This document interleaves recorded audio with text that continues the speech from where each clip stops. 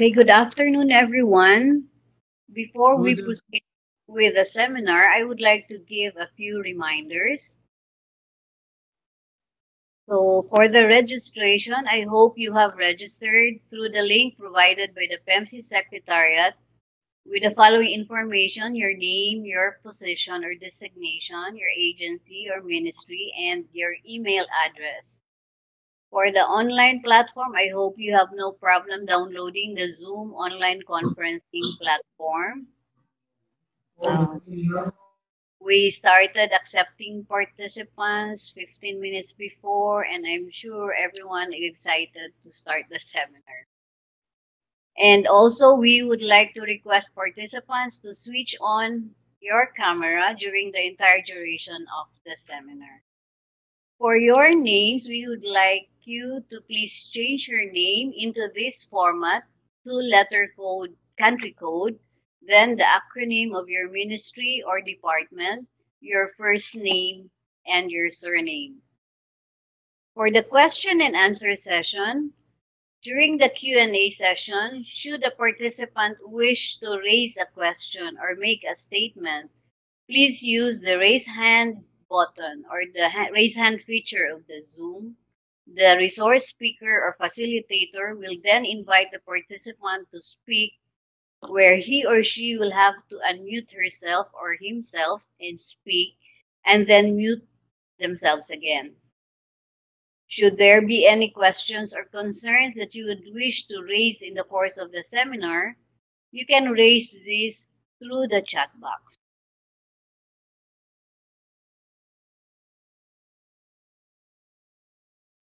So I guess our resource speakers are all in.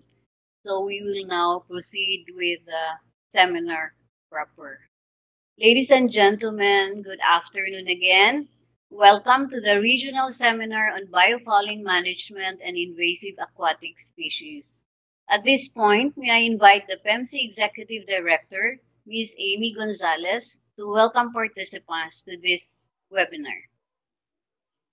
Thank you, Diane. Good afternoon, good morning to you all. On behalf of Partnerships on Environmental Management for the Seas of East Asia, I would like to welcome you to this first workshop on GloFouling in the East Asian ASEAN region.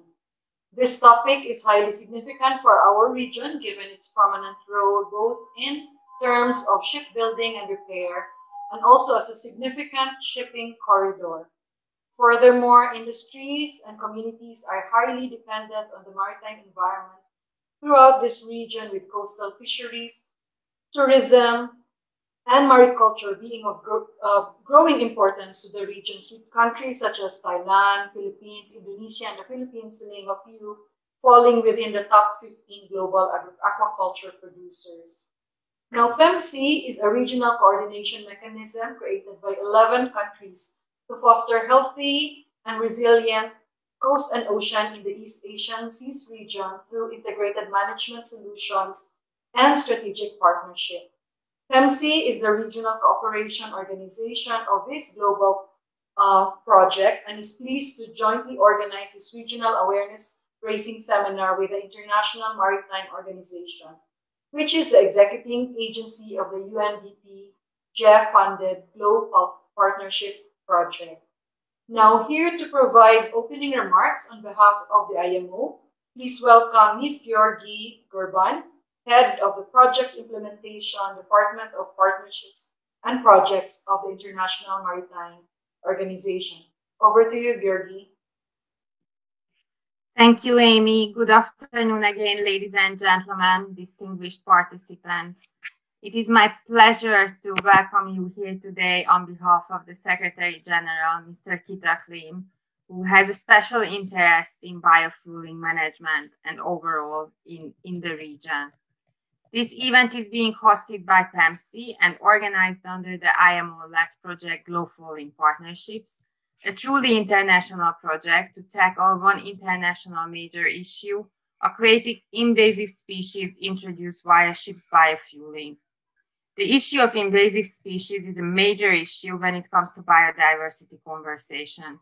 A recent international study by IPBES has highlighted that invasive species are one of the 5 direct drivers with the largest impact on nature that we are currently witnessing.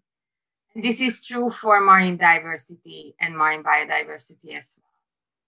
Even more recent UN report, the World Ocean Assessment, which was published this year, confirms the role of aquatic invasive species as a major driver of marine biodiversity change. It doesn't only address biodiversity as species, but it also has negative impacts on the whole ecosystem.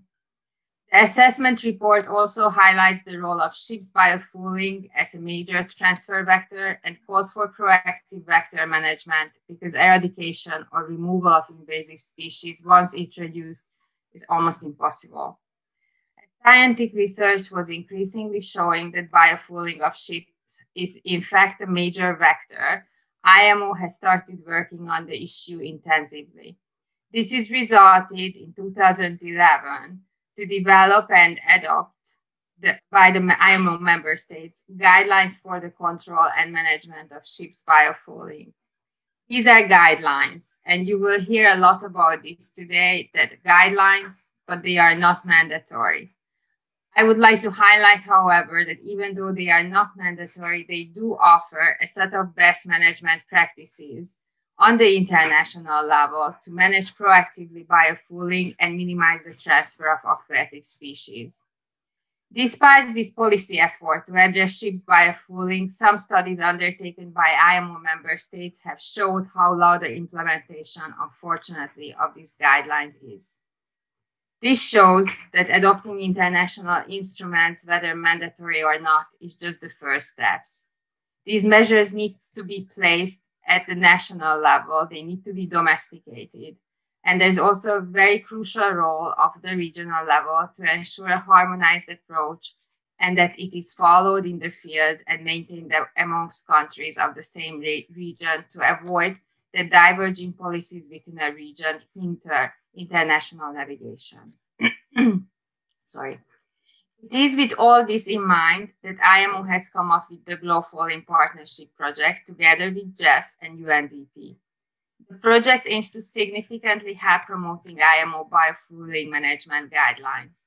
It supports the uptake of best practices by 12 countries participating in the project and beyond, via regional organizations such as PEMSEA, that we can have a higher impact.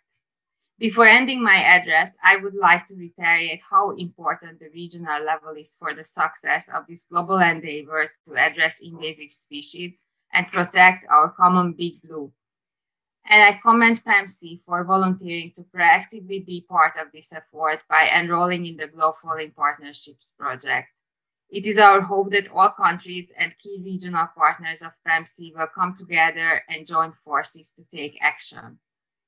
I would also like to convey my deepest appreciation to Ms. Amy Gonzalez, Executive Director of PEMSEA, who will be leading these regional efforts. And special thanks for organizing this important event and working so efficiently with the IMO GloFouling team, despite the odd circumstances due to the pandemic.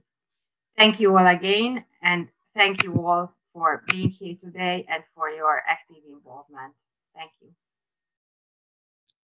Thank you for your encouraging message, Ms. Yuri. Again, may I invite Amy for the introduction to the seminar.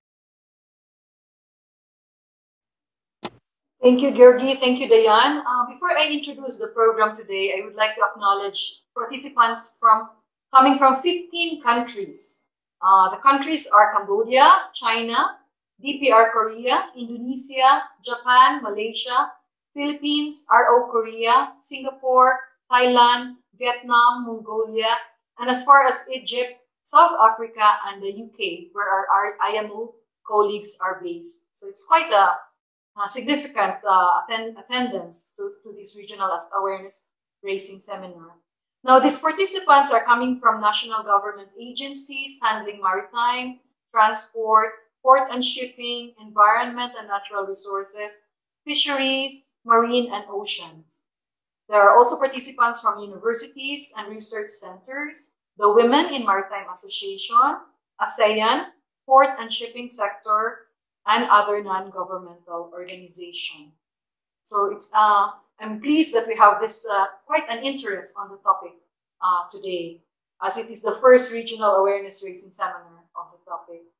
Now, as Georgie mentioned, the GEF-UNDP-IMO GloFouling Partnership Project is aimed at catalyzing government action, industry innovation, and capacity building in order to reduce the transfer of invasive aquatic species from international shipping and other marine sectors in a holistic approach. While the reach is global, all the intended outcomes, outputs, and activities are directly geared towards the national and regional levels, with a view to strengthening maritime institutions, technologies, and operations, as well as achieving improved monitoring and impact mitigation in the participating developing countries. Next slide, please.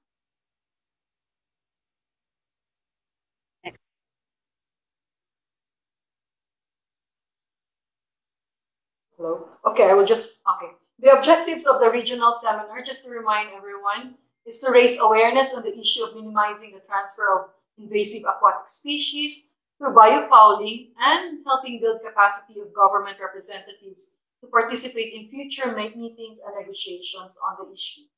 This is also a chance to exchange information and knowledge on biofouling management approaches, best practices, and innovation that are currently available in the region and also elsewhere.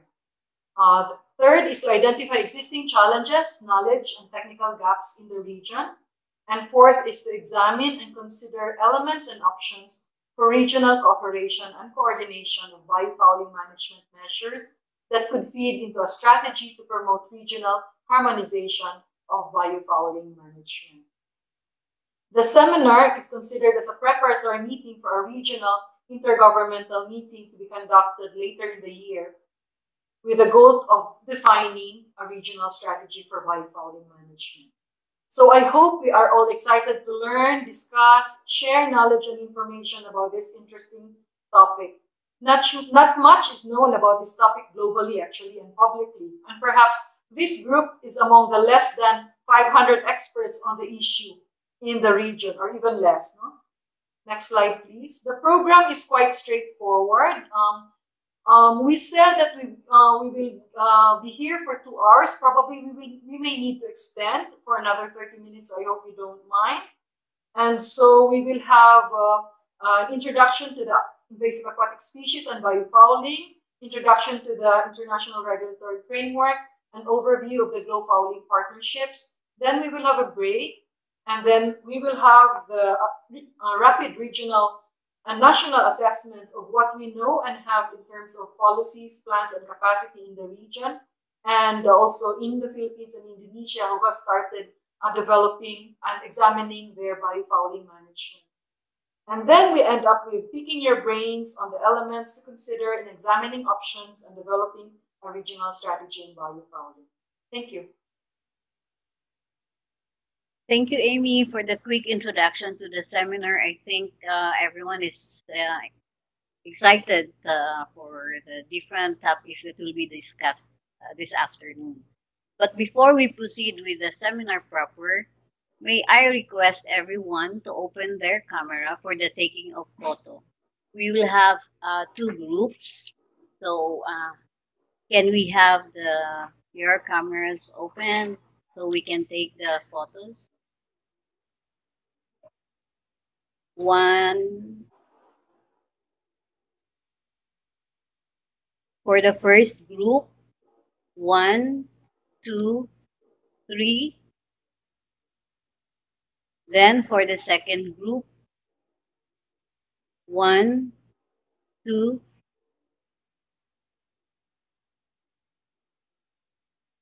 3. Do we have a third group? We have now 90 participants. So another last photo, 1, 2, 3. Okay, thank you very much.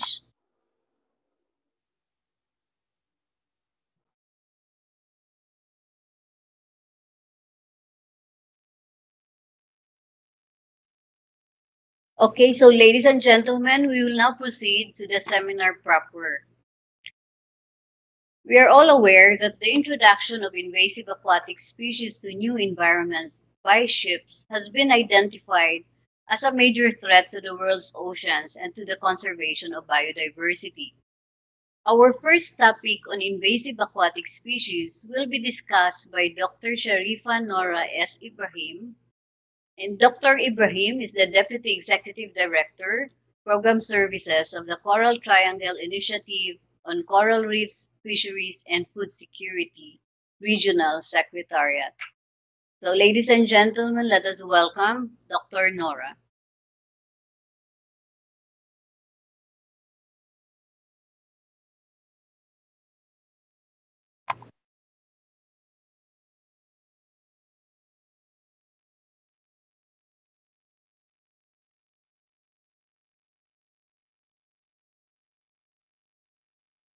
You're muted.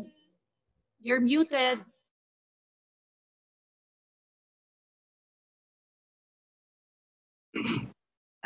Okay. Can you hear me now? Now we can hear you. Sorry. Okay. Technical problem. Okay. From the beginning again.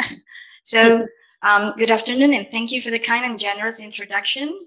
My deepest appreciation also to Ms. Amy Gonzalez of PEMSEA and team, Ms. Gorgie Gerben of the IMO, and the other hardworking organizers and partners, PEMSEA, IMO, UNDP, and GF, for giving me the opportunity to present this topic in this online regional seminar on biofouling and invasive aquatic species.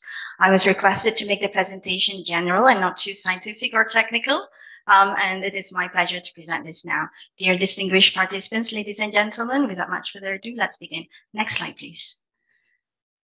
So what are invasive aquatic species? They are organisms. They can be plants, animals, pathogens, which have been introduced into new aquatic areas outside their natural environment. They may pose ecological and or economic harm to human, animal, and plant life, and or to economic and cultural activities.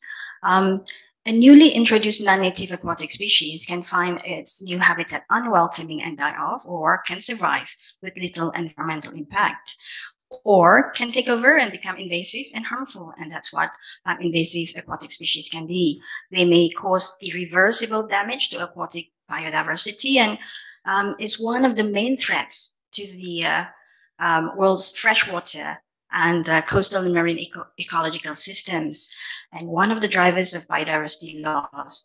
Therefore, invasive aquatic species is concerned to the achievement of the objectives of the CBD. Next slide, please. And what are the key aspects of successful invasive species? If you look at the green circle, the invasive species has the basic characteristics making them successful invaders. And in general, marine species may become invasive because they have the ability to survive or adapt to a wide range of changing environmental conditions. For example, water salinity level, turbidity, and temperature. Invasive species can also successfully occupy new habitats as they are able to rapidly reproduce. For example, release many larvae that settle quickly with fast growth rate and can dominate space quickly and can grow from fragments, as well as survive environmental disturbances. And they have normally very few native species predators. If you look at the purple circle, in addition, they are dependent on properties of the ecosystem they will meet when they arrive, the recipient or arrival environment, the right salinity, temperature, etc. And if you look at the blue circle, that's the propagal pressure, or the amount of number that is arriving, which depends on vector characteristics, which include frequency of vessel arrivals and the ship speed, duration and number of ships at port, biofouling load, reproductive state, number of larvae released, etc. Next slide, please. So what are the main vectors of for the transfer or movement of invasive aquatic species? There are many vectors, but the main ones are biofouling of mobile marine structures, for example, ships, and aquaculture and fisheries surfaces biofouling, as well as the second main vector is ships, ballast, water, and sediments. The main difference is that biofouling on immerged surfaces involve ships and other marine surfaces as vectors, And ballast water and sediments, this involve ships only as the vector. So if you look at the graph from Hewitt and Campbell 2010, you can see that ballast has fewer species introductions compared to biofouling, and biofouling mainly from ships biofouling, the rest from aquaculture and fisheries surfaces biofouling. Next slide, please. To look at the impacts of invasive aquatic species, there are potentially ecological, economic, and health impacts. As already alluded to earlier, there are ecological impacts. One of the main threats to the world's freshwater, coastal, and marine ecological systems and biodiversity. Economic impacts include, for example, through disruption to fisheries by fouling of coastal industry and infrastructure and interference with human amenity, estimated at several $100 million per year. This is, of course, an estimate, and further research would be recommended. Health impacts. Some Ias cause poisonous riptides and toxicity in fish and shellfish. If we look at the example, the Alexandrium minutum is a dinoflagellate that forms algal blooms and produces neurotoxins that are toxic to some zooplankton and fish, and are bioaccumulated in shellfish, and when consumed then can cause paralytic shellfish poisoning in humans and mammals, causing muscular paralysis, etc., and in extreme cases also death. The occurrence of algal blooms near shellfish farms can also result in their closure, which results in economic losses. And the prohibition of wild harvesting will also impact on local communities that rely on shellfish as a food source. The reverse invasion, that's from the European green crab, has spread to North and South America, as well as to Asia and Japan and Australia, is a voracious predator and can affect commercial shellfish industry. Next slide, please. So this slide just shows an example of marine invasive species in Southeast Asia, accessed 2 weeks ago from the IUCN Global Invasive Species Database, GISD. Some of the more prominent and well-known ones are the crown of thorns, Acanthensta. You can look at the list, like in Indonesia. In various parts of Indonesia, the crown of thorns are quite well spread out. So it is of main concern when it also involves marine parks, etc. So the images here are some of the other species that you may be well aware of. Next slide, please. So what's the way forward? Once an invasive aquatic species become established, it is almost impossible to eradicate. So what can we do? So first of all, preventing Ias invasion is critical, and the management of main vector of Ias, i.e. biofouling, is crucial. So just the management of ballast water is not alone is not sufficient. So management of biofouling is also crucial. Next slide, please. So with that, I thank you very much, and I hope this is has been of some use. Thank you very much. Thank you, Nora, for that very interesting presentation. As mentioned earlier, biofouling is a vector for the transfer of invasive aquatic species by ships. So the next presentation is on biofouling and its resulting impacts on marine industries. This will be discussed by Dr. Guillaume Droulet. Dr. Droulet is affiliated with the Environment, Health, and Safety of the Global Marine Services and Marine Business Area Manager of Asia for Asia Pacific. He is also the chair of the Global Testnet. So may I now invite Dr. Droulet for his presentation. Yeah, thank you very much, Diana. Now the speaker is on, so that should be working.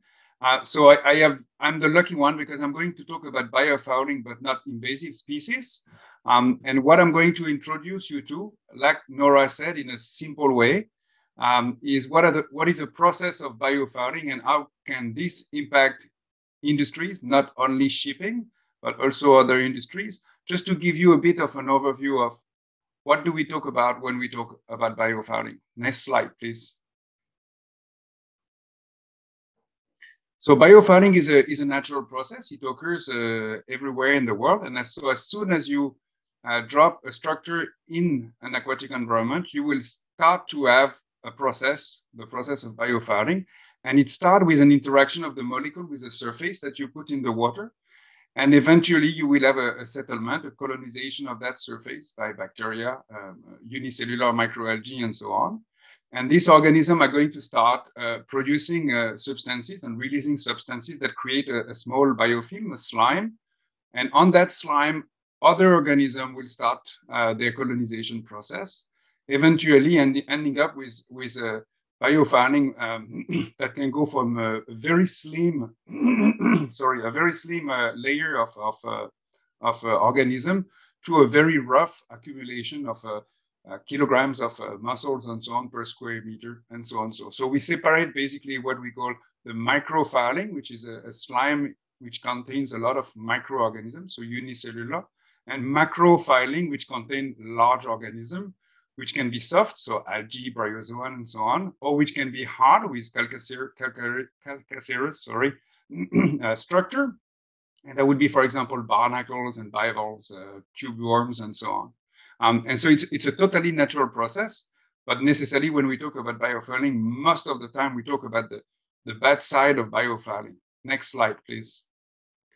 We talk about the bad side, but it's not always bad. So if you are doing a lot of conservation effort and you try to set up artificial coral reefs, for example, to reestablish organisms in areas that have been damaged, for example, you will actually benefit a lot from the process of biofouling, and you are looking for it to work in a very nice way. So for example, you will look at what are the best kind of structure to optimize biofouling and the recolonization of those structures. If you're using car tires, that has been tried, for example, in conservation, it doesn't work very well. If you use a cement or metal structure, it works a little bit better. Now, biofouling can occur from one organism on another organism, not only on an inert, I would say, a structure. And when we talk about biofouling on a living organism, we talk about epibiosis. It's just a fancy scientific word. This is, for example, what you will see when you see a whale, and on the whale, you see all these barnacles growing. That's called epibiosis. You will have the same on crustacean if you buy oysters of mussels and you see those barnacles growing on the shell. Biofouling is also a word used in the medical sector. So we use it basically everywhere where you have a development of a biofilm. Next slide, please. Because it's a biological process, it involves living organisms, it's impacted by all the environment, so all the ecosystem technically around the biofilm and the biofouling. So it's impacted by the characteristic of the surface. I gave you a few seconds ago an example about the bad biofouling process on car tires when we try to reconstruct coral reefs. It will be the same if you are using, for example, silicone paint on the surface of a propeller on a ship. That will basically render the biofouling process more difficult. And so the propeller will stay clean for longer. It's easier to clean. You may have a big impact of the physical disturbance, basically the washing off of whatever grows on that surface.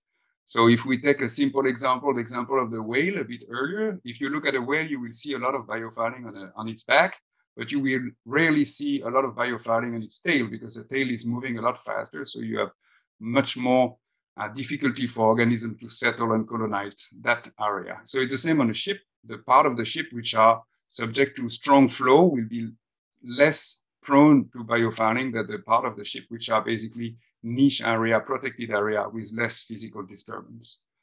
Some coating that we use as anti-fouling system will, for example, release anti-fouling chemicals. Copper is a natural anti-fouling metal. It has anti-fouling properties, so things difficultly or hardly grow on it. And because we are talking about biology, technically it's directly related to the quantity of food and the temperature in which those organisms are growing. So as a rule of thumb, we will consider that the biofilling process in warm environment, tropical environment, rich in nutrients, will be much stronger than if you are evaluating the speed of growth of a biofilling or biofilling process in cold water where you don't have a lot of nutrients. And that's the story of the Q10. So roughly every time the temperature increases by 10 degrees, the process rate is going to be multiplied by roughly 2. So you double up the speed of the process every time you increase the temperature by 10 degrees. Now there is a wide range, many stages basically in the development of biofilling layers. And so the way we are going to characterize it varies depending on the industries, varies about this, depending on the stage at which we are. So we can look at the thickness of the slime, we can look at the density, we can look at the weight of the amount of anti-fouling of biofouling organism on it, like how many kilograms of mussels have been harvested per square meter of the platform that have been dropped in dry dock and so on. So you have different ways to basically define how, which stage basically the biofouling system is at. Next slide, please. So I'll give you a few examples of biofouling in different industries. As a very simple one, which we live with all of us all over the world, at least most of the world, where we have drinking water at the tap, in the pipe, in the grid from the drinking water, we have potentially biofouling developing. This is why also we keep chlorine in the water. So there is no development of biofouling in the pipe. If you have a biofilm developing in the pipe, eventually you may have pathogenic bacteria growing, like Legionella. This is why we are testing, for example, Legionella in the showers and so on a regular basis. Now, if you are an industry which is not passing in the pipe waters that has been pre-treated, so clean water, somehow drinking water, you pass in the pipe normal natural water directly from the sea, then you have a much higher risk of development of a biofilm and eventually hard biofouling inside the pipe. You have a few examples here on the pictures. And when you end up in a situation where the pipe is totally full of growing organism in the pipe, you have to stop basically your pumping system, and that can have disastrous impact on your industry. If it's a power plant, you have to shut down the power plant. If it's a cooling system for an engine, you have to stop the engine. If it's a fish farm, you have to stop the inlet of water in the fish farm. This can have extremely disastrous impact on the industry. Next slide, please. Now, in shipping, this is something we know very well. For thousands of years, we have been protecting the ship hull against biofouling for multiple reasons. One of them is that you may have organisms that grow on the ship hull and eventually will start drilling in the wood of the ship. And that's basically impacting the structure of the ship. So this is very bad. But also the biofouling on the surface of the ship is increasing the drag. So in order to sail fast, you need to increase engine power. If you work in engine, in the old days we still had sails, but basically you will travel slower. That's not good. If you increase the power of your engine to reach a particular speed, you will have to basically burn more fuel. So there is a cost in terms of fuel, and indirectly there is an increase of the emissions. So there is an incentive for the shipping industry here to do something about ensuring that the hulls are clean. You see pictures here of a ship hull which is coated with a copper plate. As I explained earlier, it's naturally has natural anti-fouling properties. And since we have ships that are built from metals, we have started developing anti-fouling coating system that work partly from a mechanical aspect and partly from the release of chemical in the near surface to kill the organism or forbid the organism to develop. And this is regulated by the AFS convention, the anti-fouling convention from the IMO. So it regulates by exclusion. So technically you can use every chemical you want, except those that are listed in the annex. That list those you are not allowed to use. And there are two today. One which was added last week or 2 weeks ago, that's sibutylene, and tributyltin, which has been regulated for more than a decade now. Now, on the ship, you have a few areas, we call niche areas, like thrusters and sea chest and so on, where the anti-fouling system are not necessarily working super nicely. They are more difficult to clean. They are not prone to the flow, as I said, the friction from the water around. And so this area normally see much higher development of biofouling, and this is where we see most of the invasive species that are transferred from one port to another. And this is what we will discuss primarily today. Next slide, please.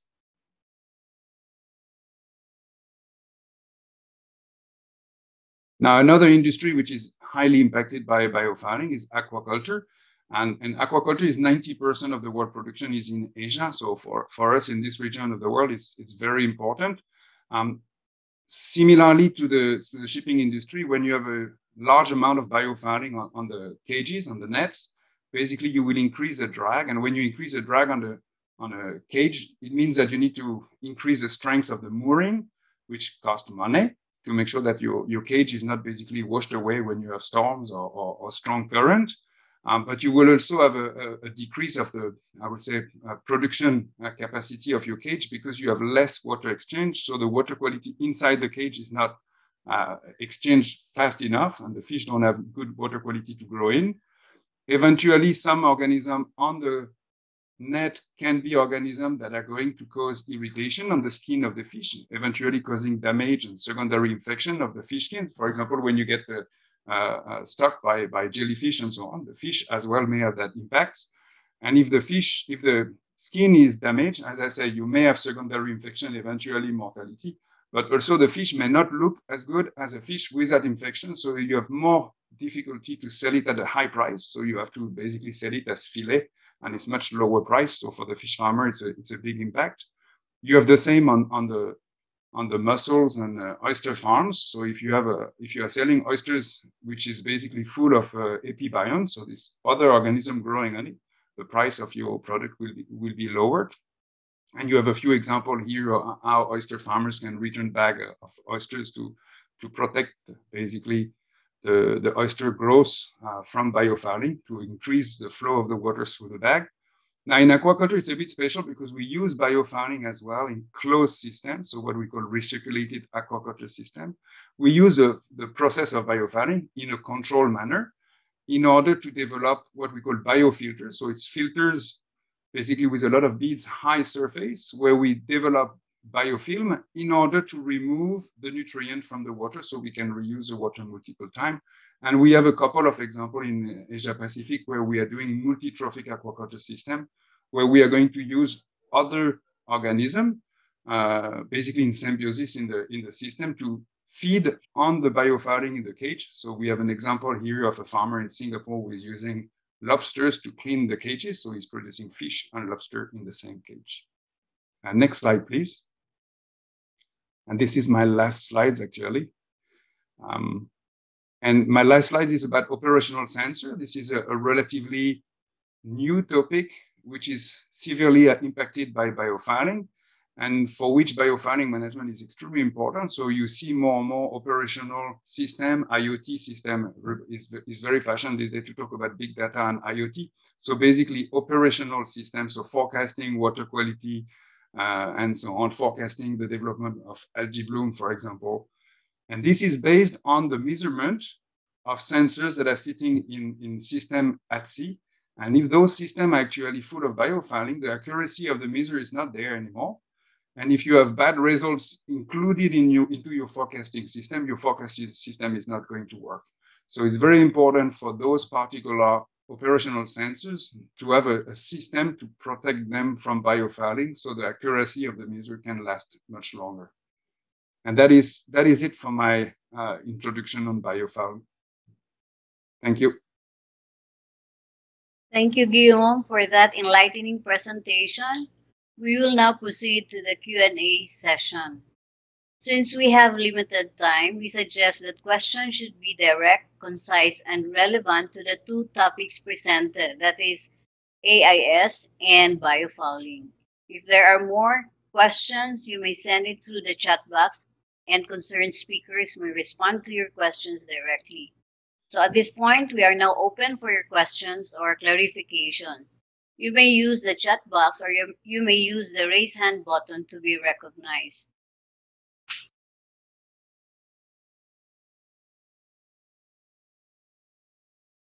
Do we have questions?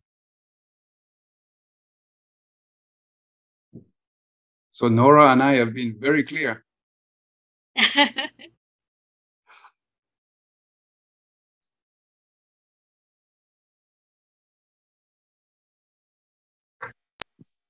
I may have a question just to break the ice, if I may, to the speakers. If you have looked at also the interlinkages of biofouling and climate change, so this is an area that we started looking more and more recently, because it has been shown that the implementation of the IMO guidelines, so good biofueling practices, may also have energy efficiency. So is this an area that you looked at, and do you have anything on these to add specifically for the region? Thank you. Nora, do you want to answer this one?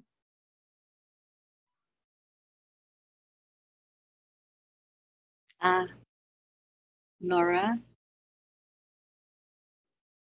please unmute. I said, please, you go ahead. Thank you.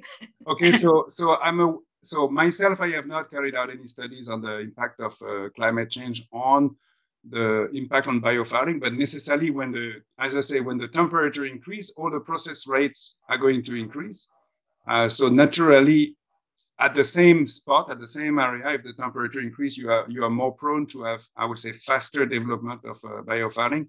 And remember, this process can go very fast.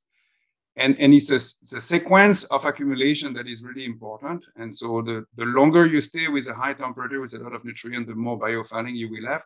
There has been some recent studies also on the increased spread of invasive species because of the global change in marine water temperature, impacting a lot, for example, the Arctic area, because a lot of species that are not basically from there will start traveling naturally over there, because the temperature is increasing.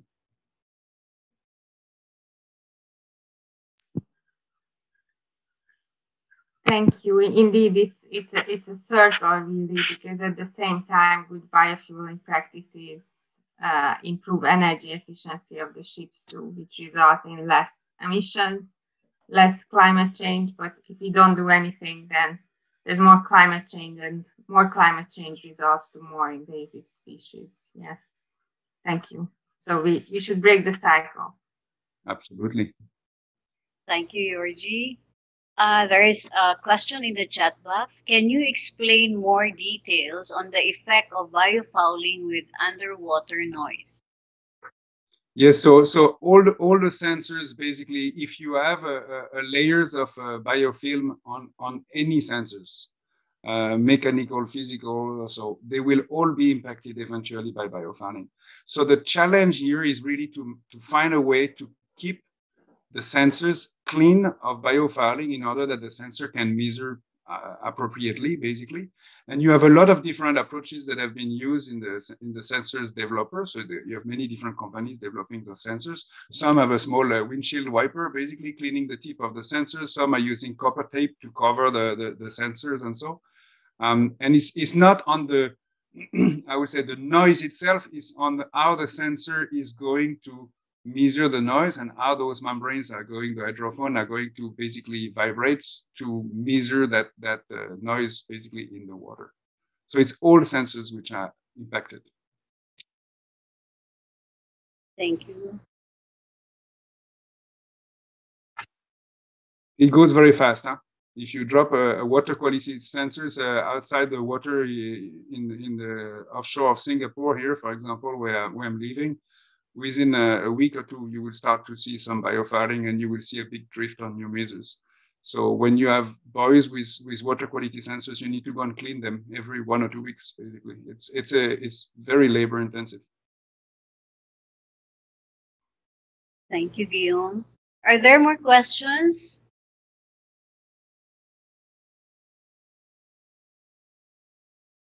So we have a few minutes for this session. Maybe our resource speakers have something to stress in terms of their presentation. Any point that you would like to explain some more?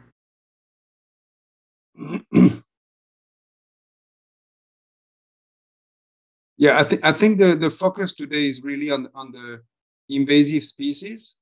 But I think Georgie had a very important comment here, is on the impact on biofiling actually on ship operation in terms of fuel usage and emission.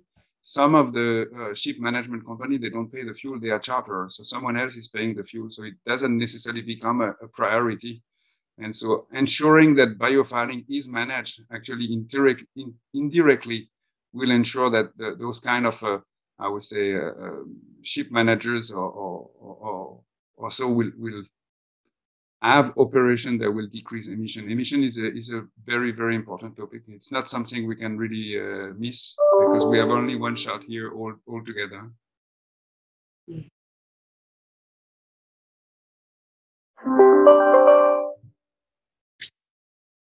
Okay, so I think Nora, you have something to say.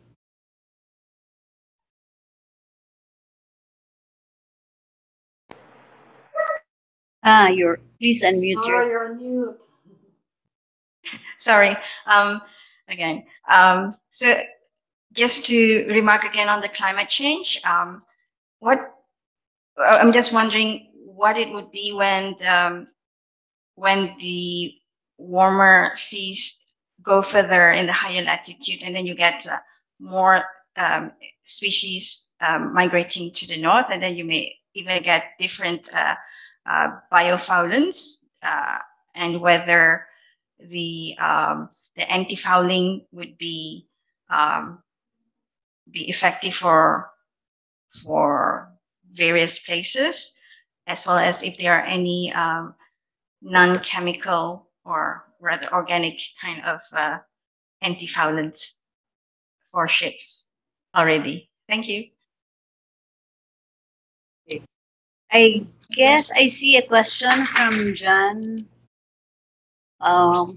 What are the options for managing biofouling on sensors? I mean, proactive approaches that do not entail or reduce frequency of regular cleaning.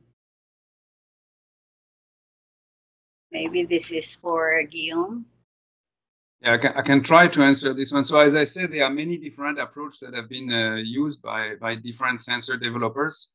So some of them, as I say, they clean with mechanical cleaning with a small brush, basically on the tip of the sensor. If it's optical sensor, it's very important. Some of them, they use anti-fouling coating on part of the sensors. And some basically are not going to use any of those approach, but are going to ensure, for example, that the sensor is taken out of the water. So for example, if you have a water quality profiler going up and down in the water column, every time the sensor have done a measure, it will go out of the water column and dry off, eventually be cleaned with UV light and so on, or chlorine bath or something like this, just to make sure to kill off whatever potentially has been attaching to the sensors. I can see also a comment on the marine debris here. This is something that I have looked into very with a lot of interest because, for example, microplastic, which are traveling around, and actually all debris, it could be piece of wood, coconut, or anything, may be full of organism, biofoul bioorganism, and they transfer naturally through currents and so from one place to another. And this is a topic that actually has received a bit of attention, and a few papers have been published in the last year or two on this particular topic. And to respond to that, there is also a procedure somehow to evaluate the risk that those natural, I would say, vector, because they are natural vectors, not if they are plastic, but it's not shipping, it's not something we control very well. They can be transferred, and the IMO has somehow already an instrument that plays with it as the G7 guidelines of the Ballast Water Convention, in which you have a way to evaluate the natural process of spreading of organism. That's in the same risk area principle. Here's another question. I think this refers to the slide where you have a heading, biofouling, not all negative. I have a lot of questions suddenly. So the point here is in general, when we talk about biofouling, we focus on the aspects that are detrimental somehow to our life. So impacting our business, impacting the ecosystem functioning, and so on. But the process of colonization of a surface, so the biofouling of a surface as a colonization process, actually is a natural process which can be used in a positive manner. So that's why I gave the example of the coral reef restoration, and I gave the example, for example, of the biofilter on the fish farm that are working as recirculated fish farm. So the biofilter is basically recycling the nutrient by ensuring a development of good bacteria on a biofilm on a filter, basically. Okay, more questions are coming in. I think this is the last question for this Q&A session. I saw that the effect of biofouling, that the suction pipes for cooling water pipes for generating engine system was clogged, and the system will break down. So again, the process of biofouling is following roughly the process I introduced to you. Now, when you are in a pipe, it's not necessarily easy to clean inside the pipe. And so you may use, for example, chemical treatment. So you continuously release chlorine. For example, we use the same for ballast water treatment system. So you release chlorine continuously in the pipe, so nothing grows. This is what we have in the drinking water grid as well for home supply. But you have also other ways to do it. You can clean it with brush. You can clean it with UV light if you have now a few technology that come as kind of painting, coating, including UV lights inside. And all this new technology, we park them under a generic term we call Marine Growth Prevention System, MGPS. And this is a topic that starts to have a lot of interest because a lot of the invasive species we find, for example, on a ship, they are always in those niche areas, small area that are hardly accessible. And so there is a big interest in making sure we can clean those areas. In power plant, normally we will chlorinate directly the entire water and just flush everything out. But it may have another impact in the environment, which is the release of chlorine in the environment. Thank you, Guillaume. That's the last question for this Q&A session. And thank you for that interesting Q&A session. For those who have more questions, you can send them through the chat box, and the resource speakers can answer you directly. So for the next part of the seminar, so we will have a presentation on the Imo Biofiling Guidelines. This will be discussed by Ms. Megan Jensen. Ms. Jensen is the Technical Officer of the Subdivision for Protective Measures, Marine Environment Division of IMO. So at this point, may I invite Ms. Megan Jensen for her presentation. Hi, yes, thank you so much. Good afternoon to everyone. I'm happy to be here today and introducing the regulatory framework, specifically the Imo Biofiling Guidelines, including their contents and recommendations. Next slide, please. So the topics that this presentation will cover include the contents of the Imo Biofiling Guidelines, the Biofouling Management Plan and the Biofouling Record Book, which are tools used to implement the guidelines, the IMO guidance on recreational craft, and finally, how countries can implement the Biofouling Guidelines. Next slide, please. So we'll start with the contents of the IMO Biofouling Guidelines. And these guidelines provide a globally consistent approach to biofouling management with the aim of preventing the introduction of invasive aquatic species into new environments. These are voluntary guidelines and are recommendatory in nature. Next slide, please. The IMO Biofouling Guidelines offer practical guidance to a wide shipping audience in order to manage ships' biofouling, with the aim of keeping the submerged surfaces on a ship and those niche areas that Guillaume described.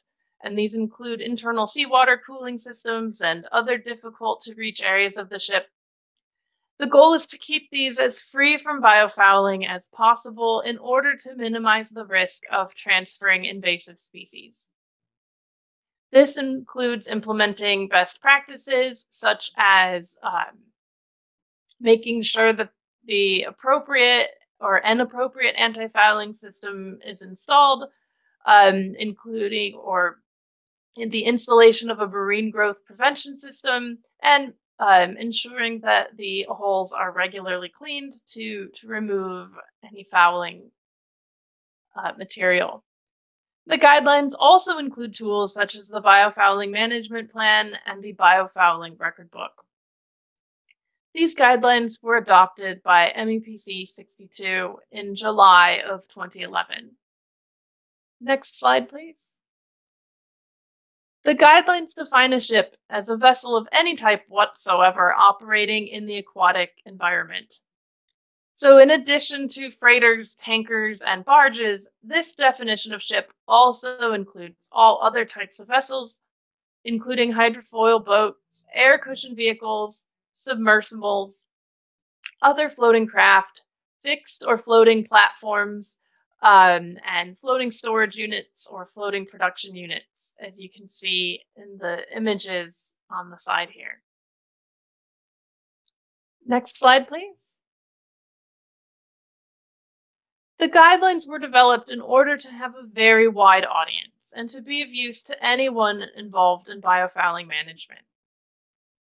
The objectives of the guidelines are to provide practical guidance to the widest variety of stakeholders possible. And this includes states, ship operators and owners, facilities for shipbuilding, repair, dry dock, and recycling, ship cleaning and maintenance operators, ship designers, classification societies, the manufacturers of paints and anti-fouling systems, and any other additional parties. Next slide, please. There are a number of key management measures included in the biofouling guidelines. These include record keeping, such as maintaining a biofouling management plan and record book, which we'll discuss in more detail in a few moments. Another measure is anti-fouling coatings, including one that's suitable for a particular ship, as different ships with different speeds and operating profiles will have different anti-fouling systems that are best suited for that ship. Another management measure is the use of in-water cleaning systems and maintenance, such as monitoring the condition of the anti-fouling system and the fouling status of a particular ship. The best practices also include removing fouling in an environmentally sound manner and waste management to ensure that any captured biological material is done appropriately and safely in a way that doesn't risk the further transfer of invasive aquatic species. Next slide, please. Another management measure discussed by the guidelines is ship design. And you've heard about the niche areas such as internal seawater cooling systems, propellers, bilge keels, and other areas of the ships that are particularly prone to biofouling. And so the guidelines have recommendations at the design and construction stage for these areas in order to reduce their areas or to redesign them in such a way that fouling might be minimized. And this would include design considerations that would allow an anti-fouling system to be more evenly applied or to be designed in such a way to allow a more efficient cleaning of areas that are difficult to reach. The last three measures of the guidelines are common to many IMO instruments, and these include dissemination of information to promote information sharing and learning, training and education, and encouraging future work and research. Next slide, please. The biofouling guidelines are currently under review by the Ppr Subcommittee, or the Pollution Prevention and Response Subcommittee of IMO. PPR has been tasked with assessing the effectiveness of the guidelines in their current form. And this review is considering current best practices, available technologies and techniques, as well as current research and development. To progress the work, a correspondence group was established in 2020 and reported to the most recent session of PPR earlier this year. Next slide, please. The correspondence group found a need for several items that should be included in a revision of the guidelines, such as more details regarding inspection approaches, in-water cleaning outcomes, waste handling recommendations, and a general need to increase the uptake and effectiveness of the guidelines. This resulted in a draft skeleton for the revised guidelines that will be more specific and user-friendly, and this can be used as a basis for continuing work on revisions to the guidelines. The correspondence group was reestablished, and work is currently ongoing. Next slide, please. Next, we will be covering record keeping. Next slide, please. Which includes the Biofouling Management Plan and the Biofouling Record Book. The Biofouling Management Plan doesn't necessarily have to be a standalone document. It can be incorporated into other plans for ship maintenance. But this plan should be specific to each ship and included in the ship's operational documentation. Templates for both the management plan and the record book are provided in the appendices of the guidelines. And versions of these templates are available from many classification societies and other organizations. Next slide, please.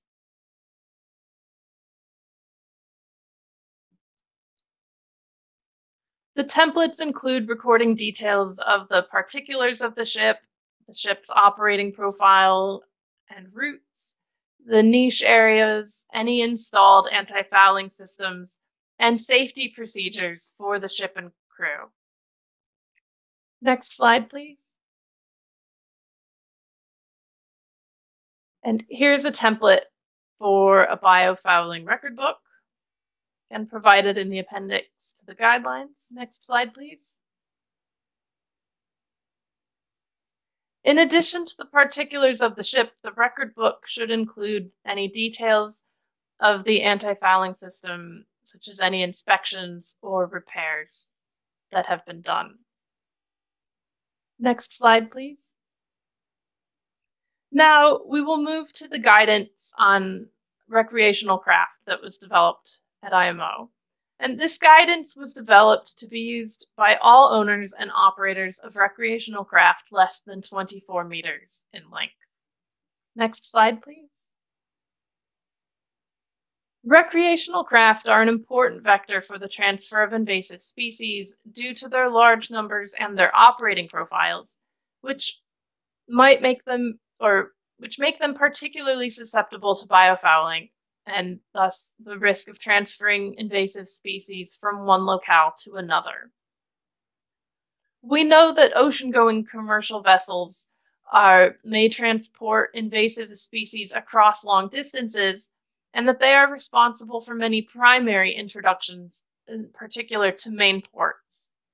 However, recreational craft constitute a disproportionately important source of secondary transfer of invasive species from a main port into other areas within a region or a nation.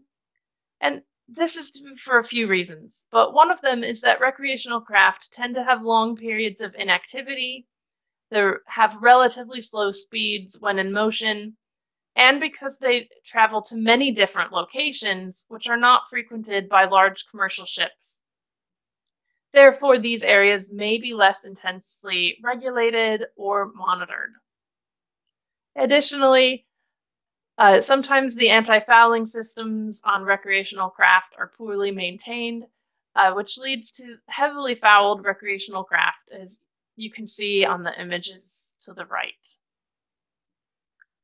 Next slide, please.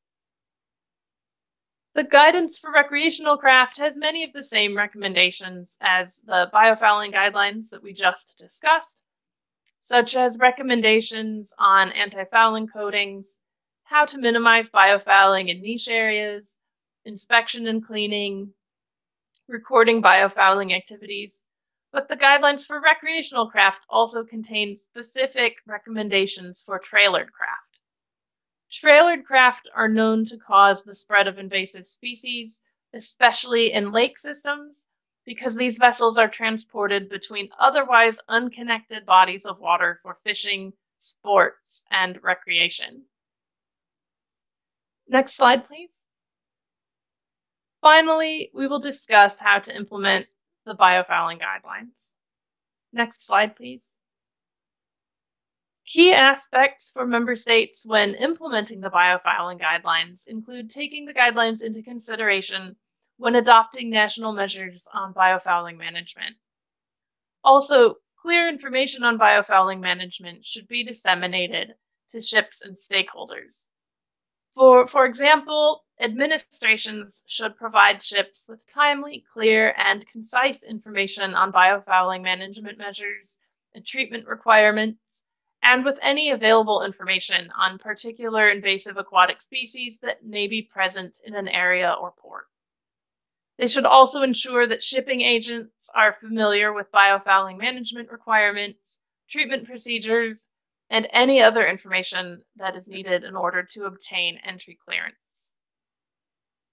It's also recommended that states provide information sharing and awareness raising internally and externally with all stakeholders, such as ship owners' organizations, shipyards, ports, and other service providers, such as in-water cleaning services. Best practices for biofouling management should be promoted as well. And of course, member states are also encouraged to monitor the effectiveness of the guidelines and to provide feedback to IMO. Next slide, please. Additionally, states should include biofouling management in training and education for ships' masters and crew, as well as any other stakeholders. They should support research and development of technologies for fouling prevention and cleaning, and promote the additional benefits of effective biofouling management. As we heard earlier, beyond biosafety and invasive species management and prevention, ships can achieve greater fuel efficiency and may see lower maintenance and running costs, with less vessel downtime, if they embark on more active biofouling management. Next slide, please. Several organizations, such as trade associations, have developed guidance and launched initiatives in support of biofouling management, including classification societies, industry associations, and other trade organizations to promote the implementation of best practices. Next slide, please. To conclude, the main messages from this presentation are first, that the Imo Biofiling Guidelines are the international regulatory framework that exists in order to manage ships' biofouling. Second, these guidelines are widely applicable in the shipping industry to a wide range of stakeholders. Third, the Biofouling Management Plan and the Record Book are key documents and tools in order to document the implementation of the guidelines. And finally, national regulations that are enacted should be in line with these biofouling guidelines. Thank you very much for your attention. Thank you, Megan, for introducing the salient features of the IMO Biofouling Guidelines, including the guidelines for recreational craft and how to implement the biofouling guideline. Indeed, these are useful documents to promote a globally consistent approach to the management of biofouling. For the next topic, Ms. Lilia Cojet-Elkil, the Project Technical Manager of the GEF-UNDP-IMO GloFouling Partnerships, will provide us with an overview of the GloFouling Partnerships project. Ladies and gentlemen, let us welcome Lilia. Thank you, Diana. Thank you, and good afternoon to all our participants today. I'm extremely pleased to be part of this regional activity. And I will today introduce the GloFouling Partnerships project. I will provide you with an overview of the project and talking about its main component, where we are today. So I will provide you with a bit of an update about what has been achieved so far. Next slide, please.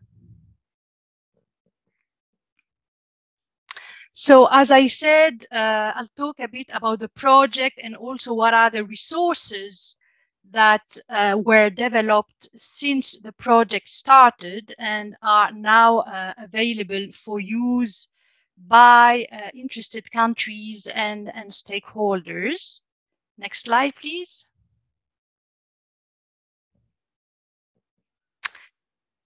So next slide, please. Starting with the project, we'll hear a short video now, which will give you an idea of why the project was designed and developed.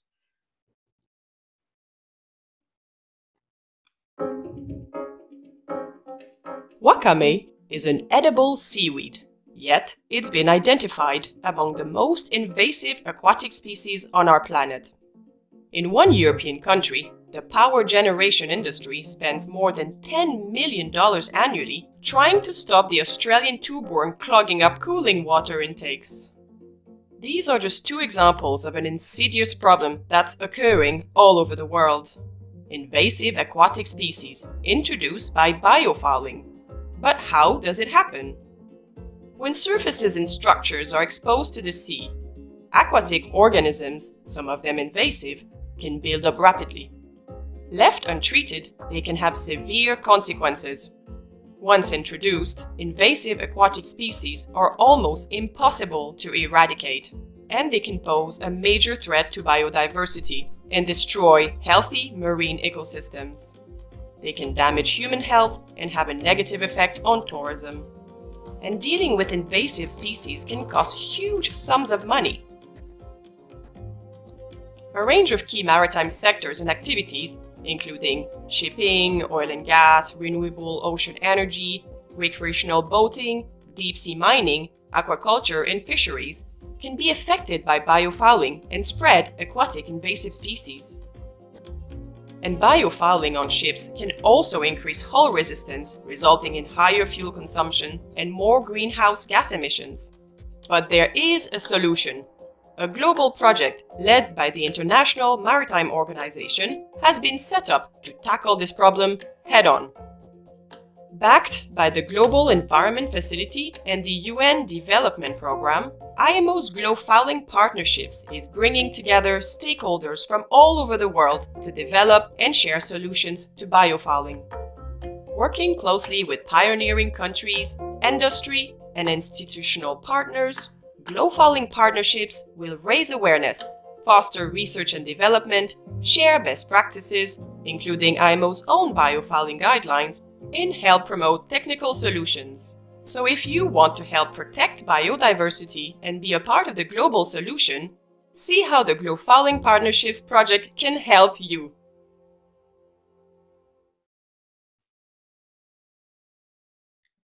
So you've seen with this video that this project is really about partnering and partnerships. And this is how the project started, basically. It started as a joint initiative between three main international agencies. The GEF, which is the Global Environment Facility of the World Bank, which provided the financial resources to the project. The UNDP, the United Nations Development Program, which implements this project, and the International Maritime Organization, which is actually the organization executing the project. So making sure the activities under the project are implemented. And IMO has partnered with IUC UNESCO, the International Intergovernmental Oceanographic Commission of the United Nations Educational, Scientific and Cultural Organization, for all what is non-strictly related to shipping. And that includes mainly aquaculture.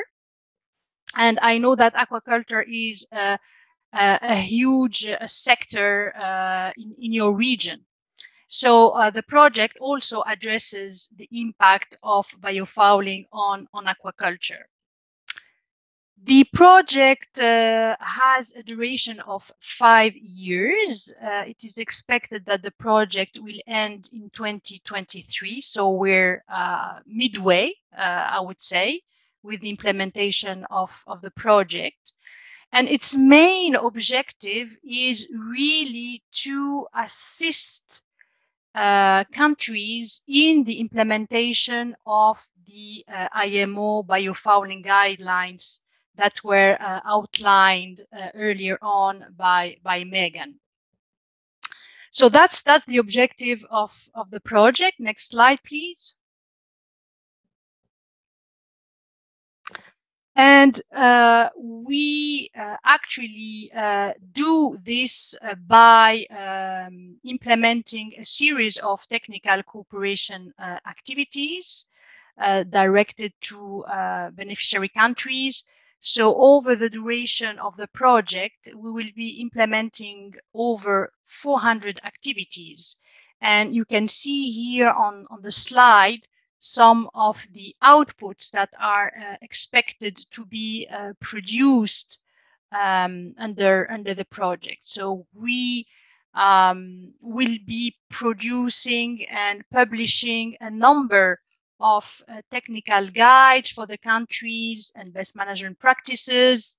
We will put a lot of efforts to raise awareness and share information through media tools and global conferences.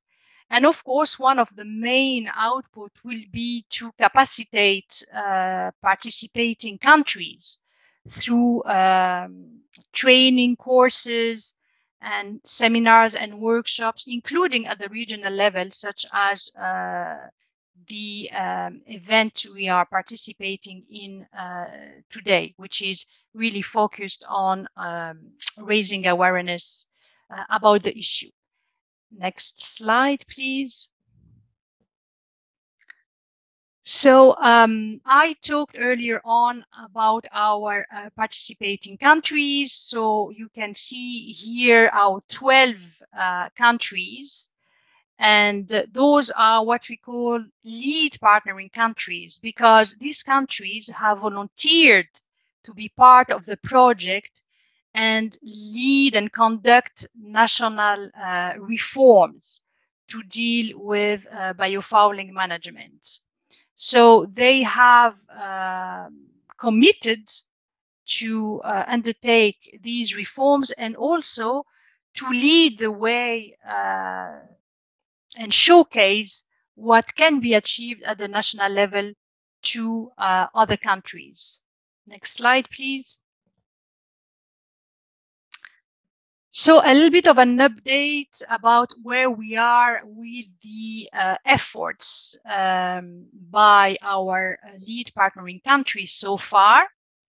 They have all established a national task force, which is an interagency committee to lead action at the national level with respect to biofouling management. And they are currently working on developing their respective national status assessments, which will be the basis then to develop national strategies. And you can see here on the slide some pictures of these meetings where these national task force were established. So next slide, please.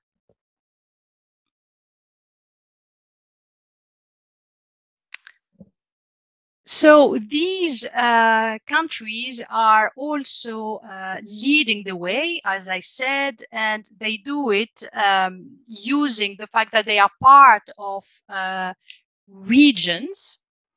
So we work actually with at least 6 regions identified under the project.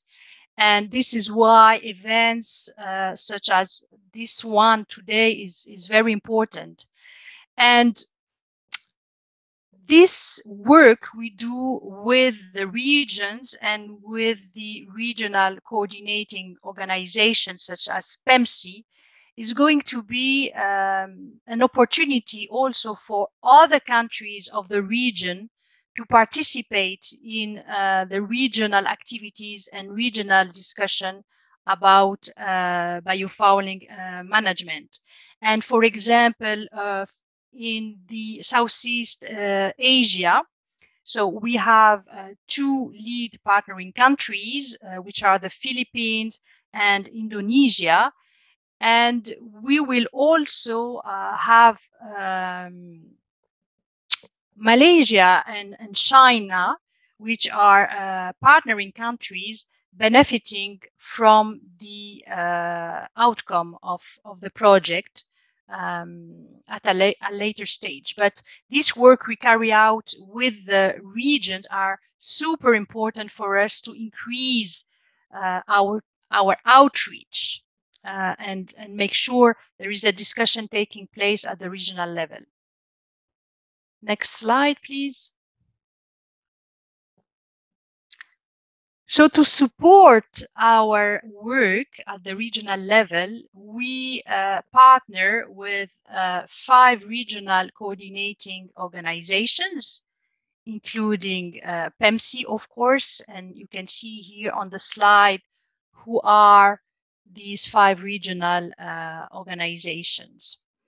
And the objective is, of course, to raise awareness at the regional level on the issue, but also to coordinate the establishment of a regional task force, because raising awareness is really the first step, but then it is expected that a regional strategy to deal and address biofouling management should be developed by each region. So we would like to support these regional efforts where a discussion on the regional aspects of biofouling management can take place.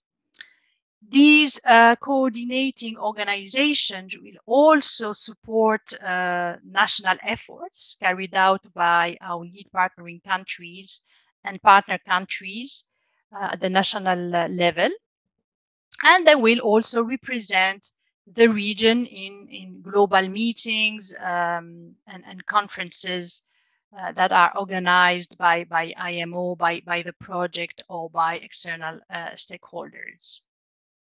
Next slide, please. So when it comes to tools made available to the countries, I would like to mention here 3 main outputs, which are guides we developed to support the development of national policy on biofouling management. And the first of these guides is national status assessment. So it will explain how to go about developing a national status assessment. The second one is a guide providing recommendations on how to develop national strategies and action plan to deal with biofouling management. And the third one, which is under development, is a guide related to the development of rapid economic assessments in the country. So the first 2 guides are already available and were distributed to the countries, and countries are currently working on developing their national status assessment, as I mentioned earlier. Next slide, please. So now, when it comes to training and best practices, one resource which is already available is our training course package on biofouling management. And this is a training which was designed to be delivered online or on site. And our countries will be soon delivering this training course via national training institutions. The other thing we will be soon developing, some work has started already, is a series of best practice reports. So you can see here the list. It will tackle various aspects of biofouling management, including aquaculture, offshore oil and gas, marine renewable energies, recreational boating. So those are guides that are under development or will soon be developed and released.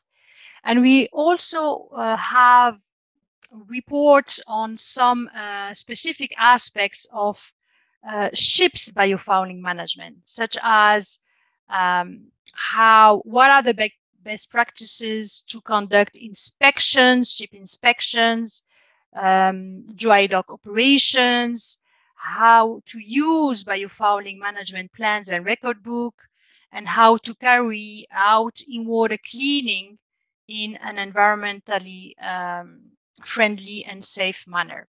And these last 4 best practices will provide the basis for some specialized training courses which will be developed for the countries and will tackle these 4 issues. Next slide, please.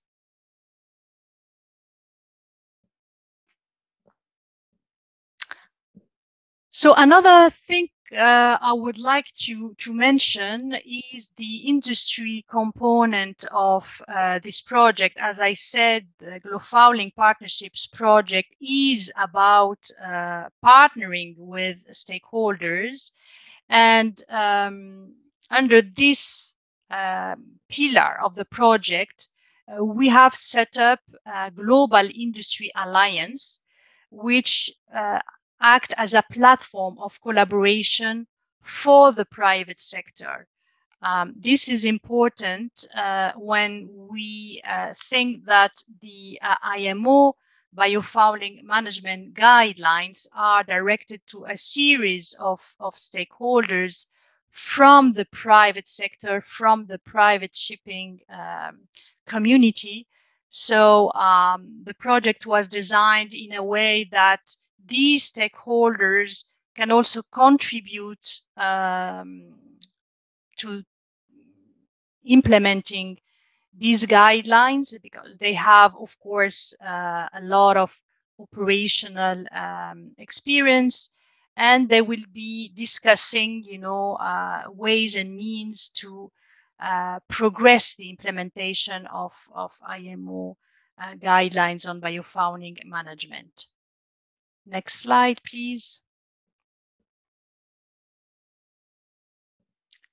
So this Global Industry Alliance was set up last year, and they are quite representative of industry stakeholders that have an interest in biofouling management, such as the shipping industry, the painting industry, the oil and gas sector, etc., in water cleaning service providers. So this cross-sectoral effort is happening, and they have started by commissioning 2 studies. The first one will be a comparative analysis of existing and emerging regulations related to biofouling management. And the second one is a study that will help the community understanding better what is the relation between biofouling, ships biofouling, with energy efficiency and resulting greenhouse gas emissions. Next slide, please.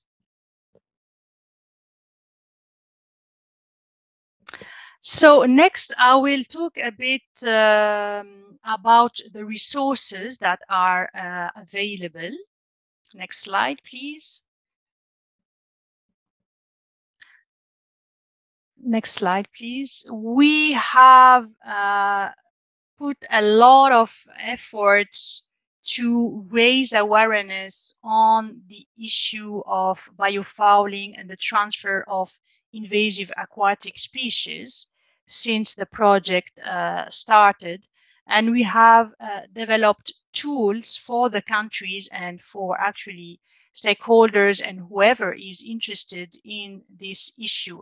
So we have produced the animation that was displayed earlier on, but also a documentary on the role of pleasure craft and recreational boating in spreading invasive aquatic species, something that Megan referred to in her presentation.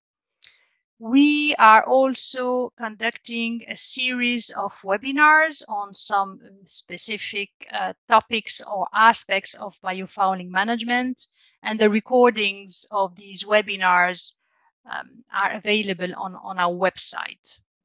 We also issue updates and newsletters to keep our stakeholders abreast of latest development and what the project is doing.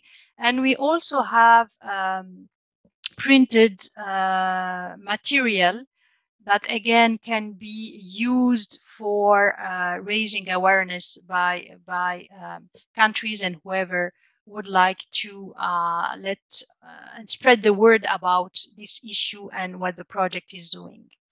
Next slide, please. So when it comes to knowledge sharing, more specifically, we have developed a specific website for the project, which is regularly being updated and where all the information related to the project, the issue, and what is happening under the project are published. And I would also point your attention to our Knowledge Hub, which is a page of our website. It is hosted on our website. And this is where we store a lot of information on invasive species, databases, raising awareness material, etc. So this is work in progress, of course, but there is already quite a lot of resources that are available for the public. Next slide, please. So in summary, this is really a global project based on partnerships, and the objective, as I said, is to support the implementation of Imo Biofouling Guidelines. This is done by supporting technical assistance capacity activities, capacity building activities in countries, but of course also at the regional level.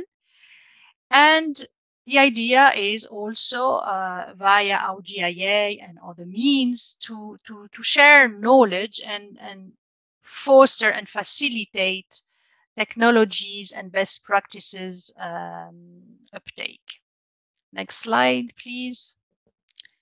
So with this, I hope I provided you with a brief and comprehensive overview of the project.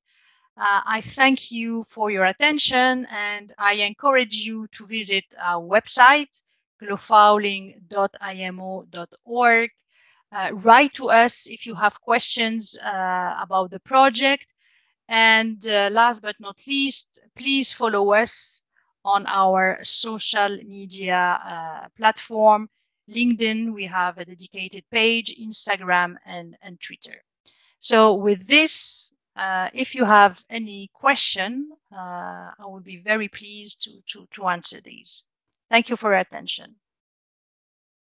Thank you, Lilia, for giving us an overview of the GloFouling Partnerships project, including tools and guidance documents that countries can use in conducting the national status assessment and resources that can be accessed through the project. So at this point, we will proceed to the Q&A session. We will be entertaining 1 to 2 questions for this Q&A session, and the questions should cover the 2 presentations, the topic, the presentation of Megan and Lillian.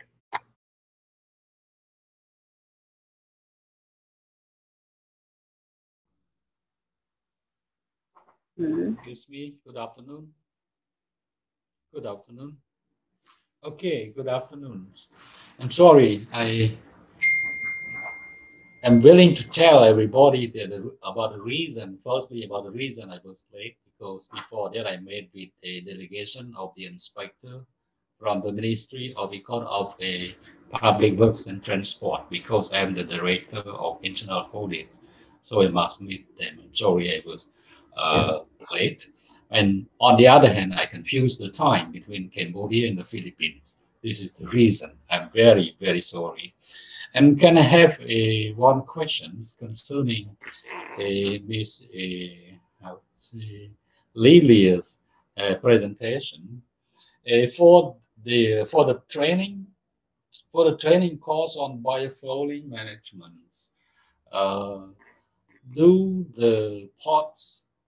Does the ports or the shipping companies need to be required to participate in the training? And how can we have the IMO Biofouling management guidelines? I'm sorry. Thank you. I can answer the question, Diana. So thank you very much for the question. First of all, it's a very good question, and I'm gonna explain how this training course will be delivered. So we will coordinate with our national focal points in each region, because the countries are the one who will be hosting these training courses. So these, the national focal points for each country will send out the invitation to relevant stakeholders in the country to attend the training course. And of course, ports and the shipping industry representatives should be invited to attend the training courses, because there are many aspects in the training courses that are related to ports and shipping. So this is the way this will be doing, and we will, as I said, coordinate with our national focal points in the country to make sure that these stakeholders are also part of the invitation that will be sent out by the countries to attend the training course. That is one thing. The other thing is that, as I said in my presentation, these training courses will be actually delivered by lead training institutions in the country. And after this kind of pilot delivery will take place in coordination with our national focal points, then these training institutions will be able to incorporate the training course in their regular curriculum and continue deliver the training. So there will be an opportunity also there, you know, to enroll in the training course. I hope this answers the first part of your question. Okay, thank you very much. Thank you. The second part of your question was related to how you can have a copy, I guess, of the IMO Biofouling Guidelines, and that's not a problem at all. We can send you a copy, or we can even provide in the chat a link to the MEPC document who adopted the guidelines. And Megan, correct me if I'm wrong, but I think it's quite straightforward to have access to the IMO guidelines. Yes, because that was a resolution which are available on the IMO Knowledge Center. I see, but also anyone with an IMO Docs account will be able to access the resolution from the report of MEPC 62. But John Alonso has put in the chat links that can be followed. Thank you. Thank you. And sorry, one more thing, please. And after the seminars, can we have the menu, the presentation, all slides of the presentation through Ms. Diana? Can we have all the slides, presentation slides? Diane, you're on mute. Diane, unmute yourself, please. Sorry. You will be provided with a link where you can access the presentation. Thank you. Thank you. Thank you, madam. So if there are more questions, can I request you to send your presentations to the chat box, and resource speakers can directly answer your question? Okay, thank you, madam. Thank you. Okay. Yeah. So I think we need to go to the next part of the seminar, as we are exceeding the time. So for the next presentation, I will be presenting the status of Iaas and biofalling management in the Iaas region. So we all know that shipping has been identified as one of the major vectors of transfer for invasive species and became a major threat to biodiversity conservation. Many introduced organisms quickly become invasive in new host countries, with consequent impact to socio-economic activities. The problem is expected to accelerate, particularly between South and Southeast Asia, where shipping activity is increasing.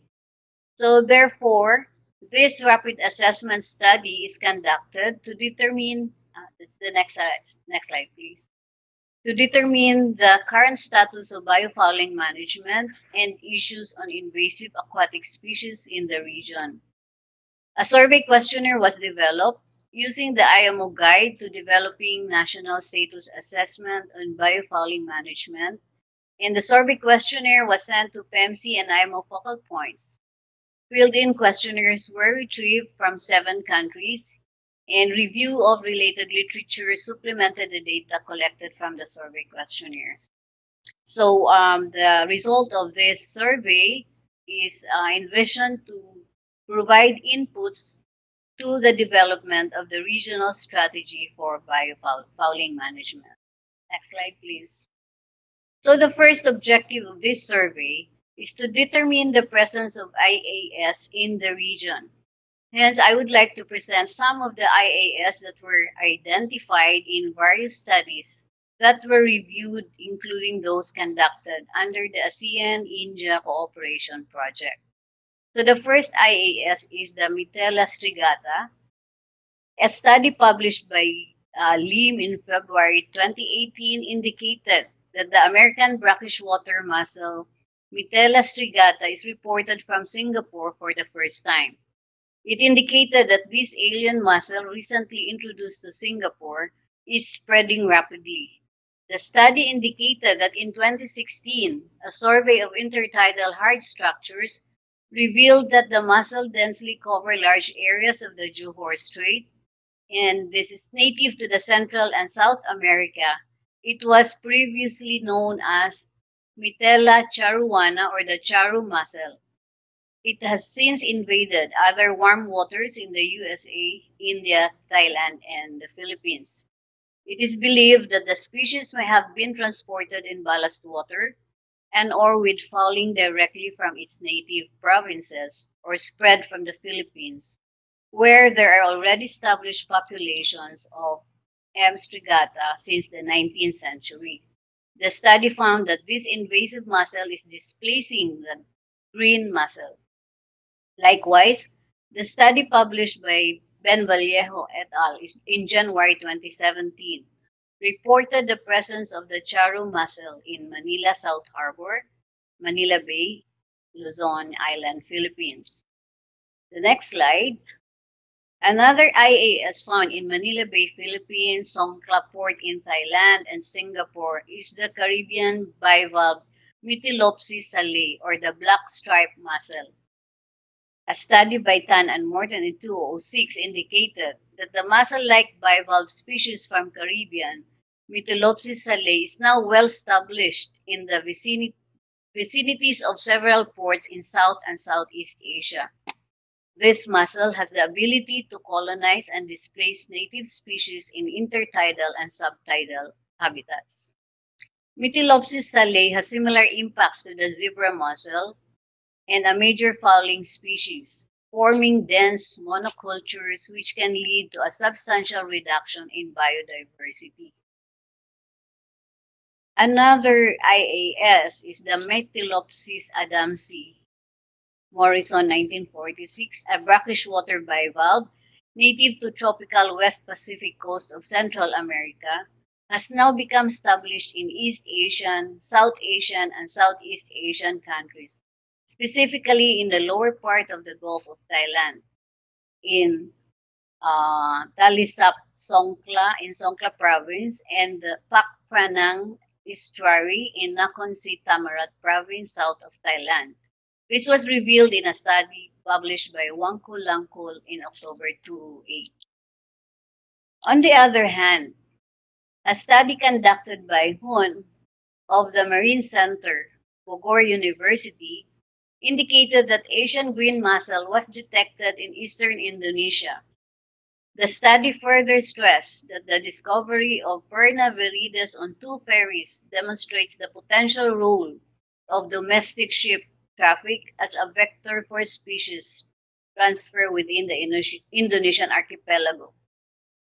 The establishment of the Asian green mussel in the Banda and Arafura Sea, which are part of one of the world's biodiversity hotspots and support a large number of marine endemic species, represents a major risk to the integrity of these unique marine ecosystems. So in summary, this presentation on the invasive alien species or invasive aquatic species demonstrated the likelihood of transfer and spread of an invasive aquatic species in the Ias region. For the next slide, let's proceed to the socio-economic impact of Ias. So another concern regarding Ias is its economic impact on socio-economic activity. It is known that in marine ecosystems, these species may become invasive and displace native species. They cause the loss of native genotypes, modify habitats, and so forth. So in this survey, we made an attempt to determine the impact of Ias to socio-economic activities in the region. Most countries who participated in the survey could recognize that invasive aquatic species is a growing threat to the region and have negative impact to capture fisheries, aquaculture, tourism, and power plants. However, most of the studies indicated in the survey are on the impact of alien fish species to native fish groups. So you can see examples of these impacts as shown in the slide, such as change in the structure of native ichneofauna groups, change in the community structure of fouling macrofauna and reduced species diversity index, and fouling in seawater fouling systems. While we were able to access a few of the researches and studies on this aspect, it was observed that researches and studies on the socio-economic impact of Ias are not easily accessible. Further study is needed to establish the economic and ecological impact of Ias to the region. Next slide, please. The overall commitment of the government in dealing with biofouling and Ias can be attributed to the international instruments the government is party to.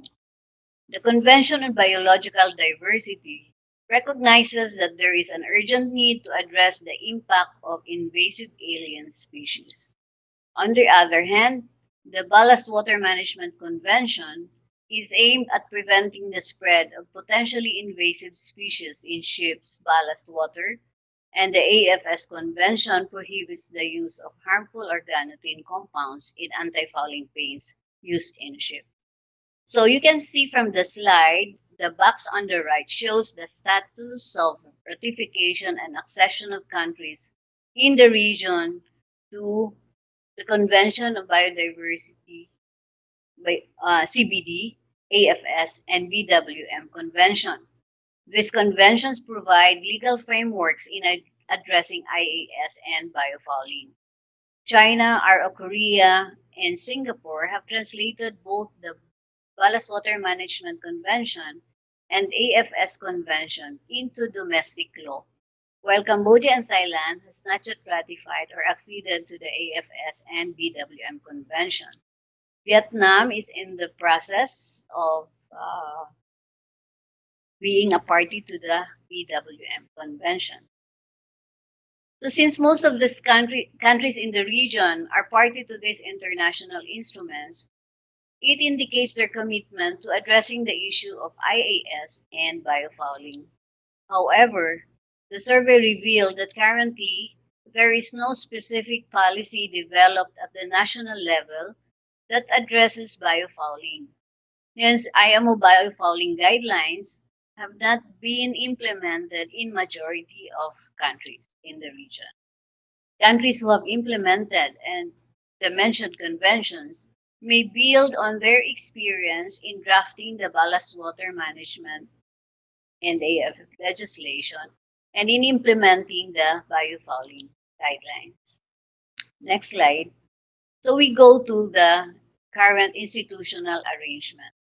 The survey indicated that there is no single agency with overall responsibility for biofouling management in majority of countries.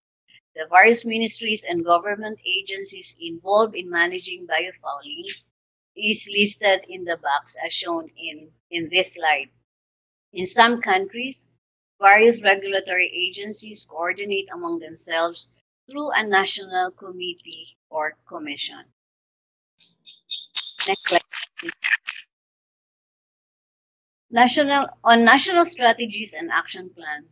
Based on the response from the survey, currently there is no specific national strategy for biofouling management in respective countries. However, signatories to the CBD are required to develop national strategies for the conservation and sustainable use of biological diversity and to integrate biodiversity considerations into all activities as one of its obligations as party to the convention. Therefore, AIS issues are incorporated in CBD national strategies and action plans of countries. So the last slide is the conclusion and recommendation of the study.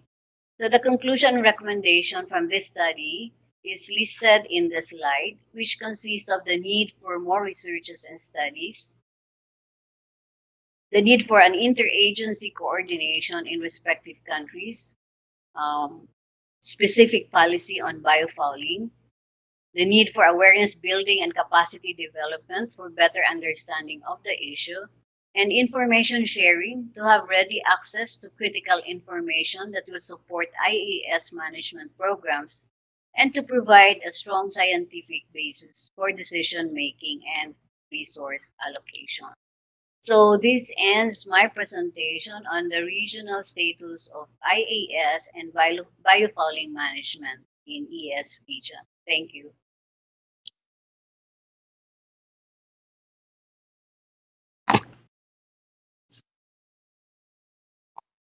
So for the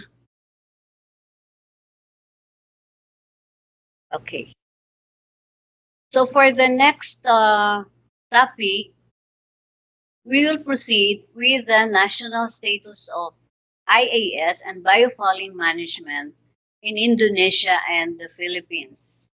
And at this point, I would like to invite Professor Ketut, the head for the Research Center of Marine Earth Science and Technology in Surabaya, Indonesia, for the status of Ias and biofouling management in Indonesia. So, Professor Ketut, please.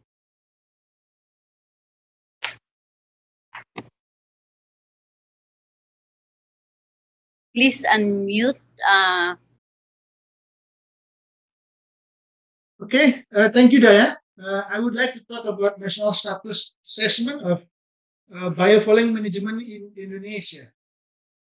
In the previous presentation, when Guillaume said that sometimes biofouling could be beautiful, but here in the below picture, actually, we took from a survey that biofouling is completely dirty, ugly, damaging, and costs a lot of money to clean it.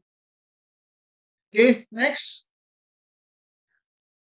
About biofouling species in Indonesian waters, based on a survey so far, we found that two families of biofouling dominant in Indonesia, from mollusca type and arthropoda type. From mollusca, major of the bivalvia, and arthropoda from maxillopoda. Both actually cause a bad impact to the marine environment, such as physical disruption to opening and closing of valves, cause the cell deformity, cause mortality to other species, and also affect the shellfish species significantly, such as from the family of Pinctada fucata, Pinctada maxima, and Pinctada radiata. You could see on the below figure, actually, about the picture of bivalvia and maxillopoda.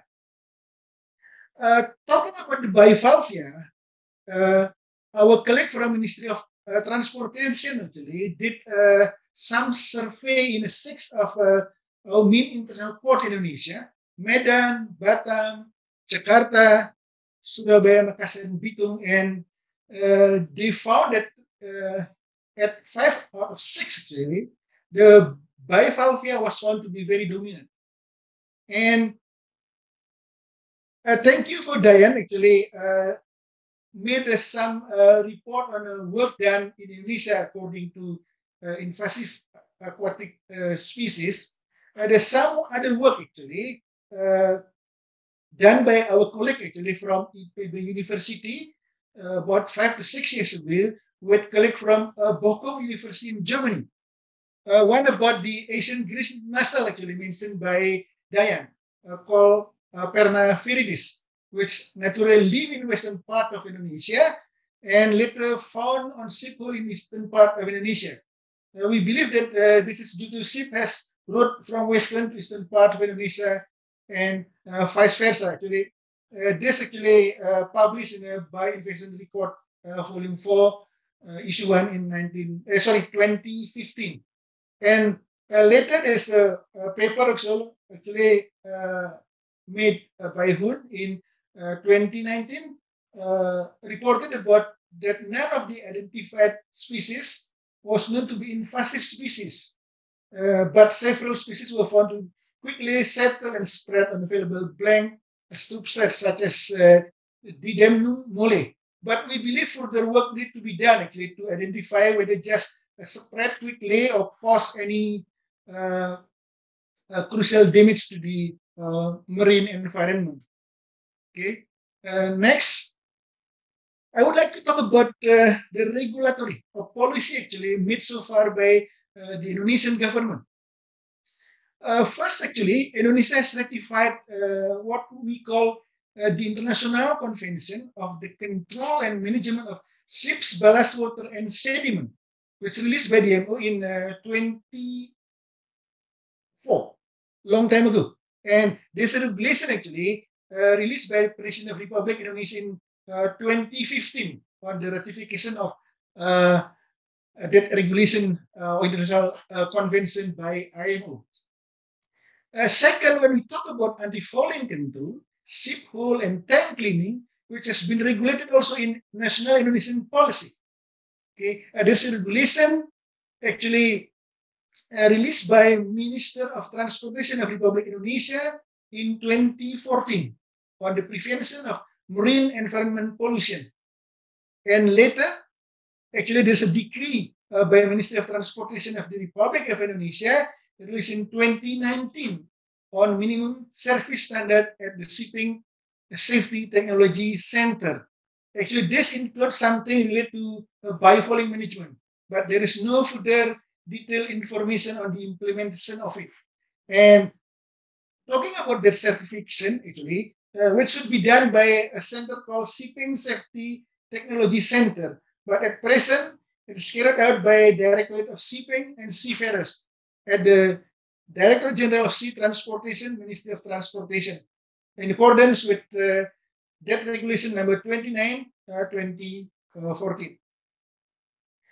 Next, I would like to talk the effect of biofouling to economy and climate change, in particular in the Indonesian case. There's, of course, effect to main sector, which is receive risk from biofouling. This include international shipping, including some fishing vessel, hamper port and harbor facilities, including shipyard facilities, which are spread from west-east part of Indonesia, and also hamper offshore oil and gas facilities and marinas and recreational facilities.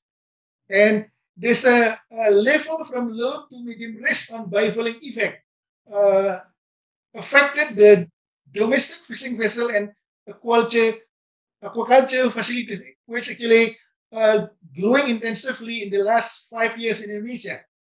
And later, about the resources and socio-economic activities at risk, again, this include the effect to fisheries and aquaculture, especially for capturing fish, also affect the marine ecotourism, leisure activities and amenity, and also affect the offshore oil and gas.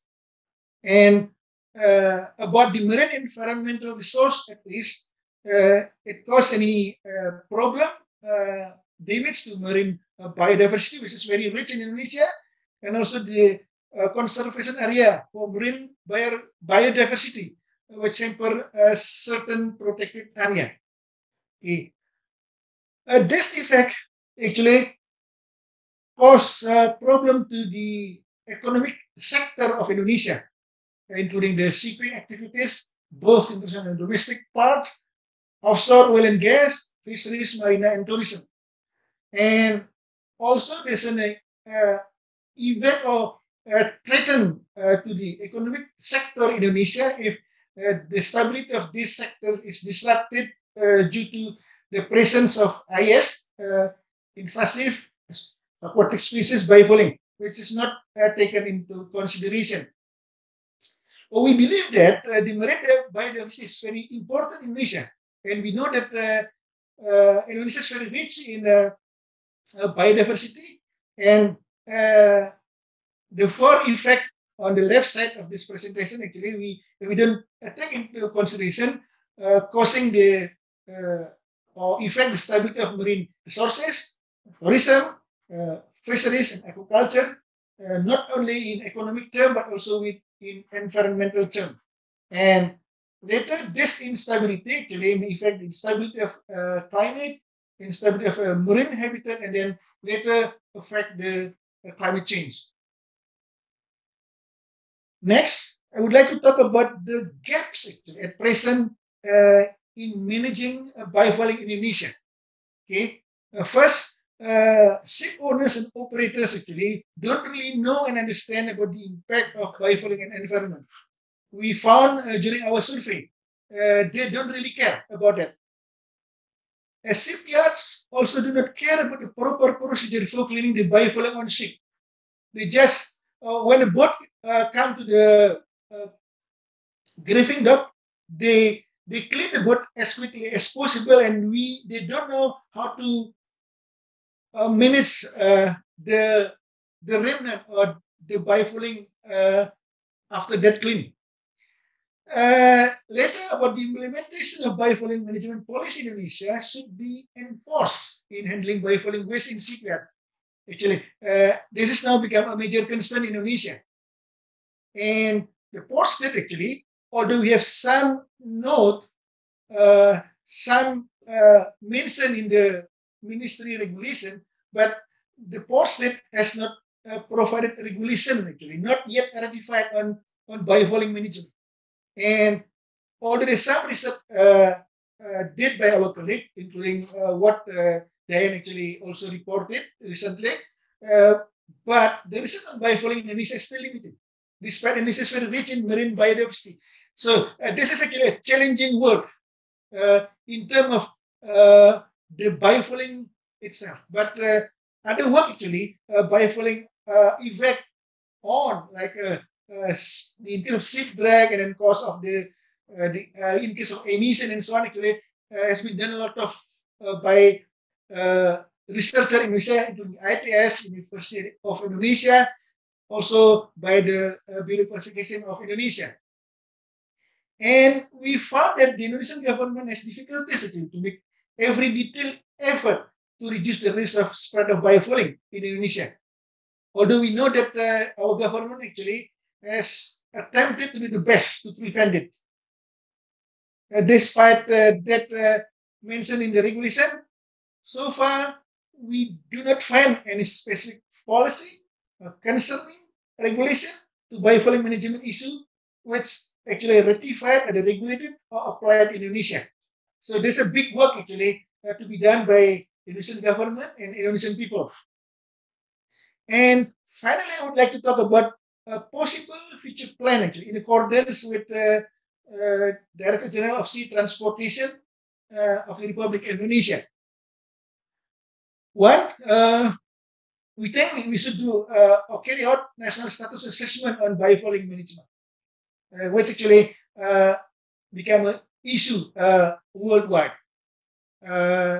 Two, studying and investigating the spread of Ias biofouling. Three, carrying out risk assessment concerning to biofouling management. Four, studying and assessing the implementation of biofouling management regulation. Five, carrying out the evaluation and assessing existing policy concerning to biofouling management. Six, studying and evaluating IMO regulation concerning to biofouling. Are the regulations suitable for Indonesia? Do we need to make a suitable regulation or change according to the Indonesian situation? Seven, we need to study national policy and regulation concerning to biofouling management applied for other countries, such as done by US or strict work or strict policy done by Australia and New Zealand for incoming fleet actually to those countries. Eight, study the necessary policy or regulation concerning to biofouling management. Then develop a policy and regulation concerning to biofouling management. And finally, we need to set a strict policy and regulation actually in handling the biofouling in order to minimize the worst effect of the spread of biofouling to our environment and economy. I think that's all for me. Thank you very much.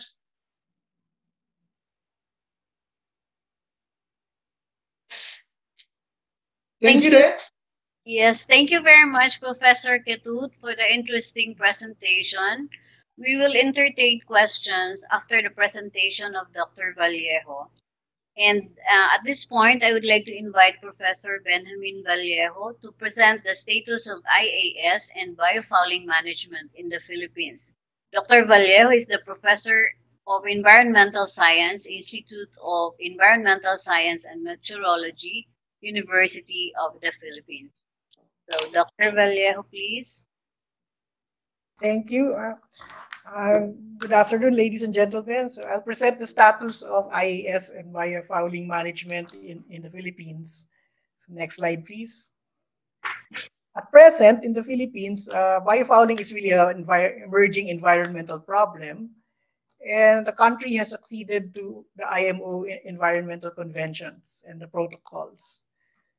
However, there is no specific management strategy for biofouling and even ballast water management, although aspects of biofouling are in several pieces of legislation which relate to marine pollution, fisheries, biodiversity management, and protected areas management. In a little while, I'll go into some detail on this. And there has been impacts now on aquaculture, especially from what is likely to have been introduced by ballast water or biofouling from ships. And we are now conducting research on biofouling and ballast water management in 4 of the international ports in the country. So next slide, please. Okay, so for the legislation and policies as we have, aside from the Ballast Water Management Convention and the Anti-Fouling in Ships Convention, the country has already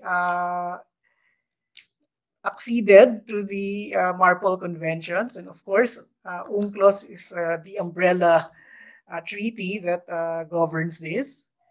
Now, at the national level, there are several possible laws that may have relevance to biofouling management. First is the Marine Pollution Decree of 1974 and the Environmental Impact Assessment Law and the Fisheries Act as amended, and the Wildlife Resources Conservation and Protection Act of 2001 also as amended, and the National Integrated Protected Areas Management Law. And at the regional level, because the Muslim Mindanao region has been given several powers in self-government, the Bangsamoro Autonomous Region for Muslim Mindanao Organic Act provides the powers to the regional government to regulate their ports and shipping. So essentially, probably they would come up with a law that will regulate the environmental rules for that. And for the province of Palawan, which has a special charter for regulating its environmental law, so the national government and the Department of Agriculture and the Palawan Council for Sustainable Development has an administrative order that implements the rules and regulations of the Wildlife Act, specifically for the province of Palawan. Most likely, it would also include biofouling management if they come up with specific regulations for that. So next slide, please. Okay, the major impacts now for biofouling is really in aquaculture, and there is also a public health dimension and increased costs for ship maintenance. For aquaculture, the introduction of the invasive American mussel, the Mitella strigata, has now is wreaking havoc on the green mussel and the oyster mariculture farms, and it has caused a spike in prices because there are fewer oysters that are being harvested. They're dominated by this Mitella. The problem is Mitella, while it could be eaten or marketed, the value of Mitella is just around per kilo. It's probably around 50 US cents as compared to oysters or the green mussel, which could retail per kilo at around more than it could be around $2 or even more. And so, as you can see, the price difference is really big, and it's an economic impact. Although it hasn't been fully assessed yet, but based on the FGDs with growers, that has become an issue. Then with respect to the possibility of transporting biofoulers from one domestic port to another, the one sector of the shipping industry that's not really as regulated as much as the others are with respect to the fishing boats, the wooden fishing boats. And they have the possibility of transporting fowlers as we to them. So next slide, please. Now, we already have started some research on the problem biofouling and ballast water management. And this is part of the SAILS program, which is funded by the Philippines Department of Science and Technology, and will run for about 2 to 3 years, depending on the funding. And it's supported by the Maritime Industry Authority and the Philippine Coast Guard as co-proponents.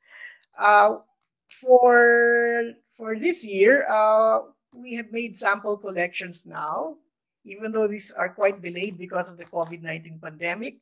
So we're already able to do some ecological analysis at the different international ports. And we already started on doing an eDNA approach for screening of possible invasive species, and the microbiological approach to screen for possible pathogens that may be translocated by ships, whether from ballast water or from biofouling. So next slide, please. Okay, we already have some initial results, at least from the ecological sampling. Okay. So we have sampled ports in the Bicol region, which is closer to the Pacific coastline of the country, and Cebu, the port of Cebu, and the port of Davao. And we already made some eDNA extractions and sequencing of samples from these ports. And we're now beginning the more detailed ecological analysis. Next slide, please. Okay, however, there's some quite interesting initial findings that we had. This is from the Port of Manila. Okay, of course, we documented Mitella there in 2014. And we're still detecting possible new species that are introduced by fouling from ships or by ballast water release. Hydroides elegans is a global invasive species for ports, so we already detected it there. Now, for the port in Matnog in the Bicol region, this is quite interesting because we also detected Hydroides elegans, and this is most likely due to domestic shipping. So probably it came from the port of Manila and the ship went to the port in Matnog in Bicol, translocating Hydroides elegans. Aside from that, we also detected on ship hulls corals that have fouled the ship hulls. Okay. And so there's a possibility that corals may be translocated from one port to another in the Philippines, or even to other ports in the region, especially in tropical countries. Like it's possible the coral may be translocated from the Philippines to a port, let's say in Singapore, because it's in the same biotic region. Next slide, please. Okay, for Cebu, we also detected the same. And most interestingly, we found seahorses are also sticking on the biofoulers. So that could be a way by which seahorses can be dispersed to a wider geographical range. We also detected in Davao brittle starfish, and of course Hydroides, which is a ubiquitous biofouler in a lot of ports. However, most surprisingly, we detected Arquatula senhosia. This is a cooler water mussel, which is not really native to the Southeast Asian region. Its southernmost distribution is in Hong Kong and in Taiwan, but it really ranges from the cooler parts of Asia. So to detect this in Davao means that there must be a ship that brought it in from a port. It could be in Hong Kong or some port in China or Korea that docked in Davao. So whether this species will establish itself in the port of Davao remains to be seen, and probably we should be able to detect it if it establishes. So next slide, please. Okay, so what are the needs and the gaps? No? As I said earlier, we do not have a specific legislation that deals with biofouling and ballast water management. However, the environmental laws of the country, especially with respect to biodiversity, is framed in biosecurity approaches.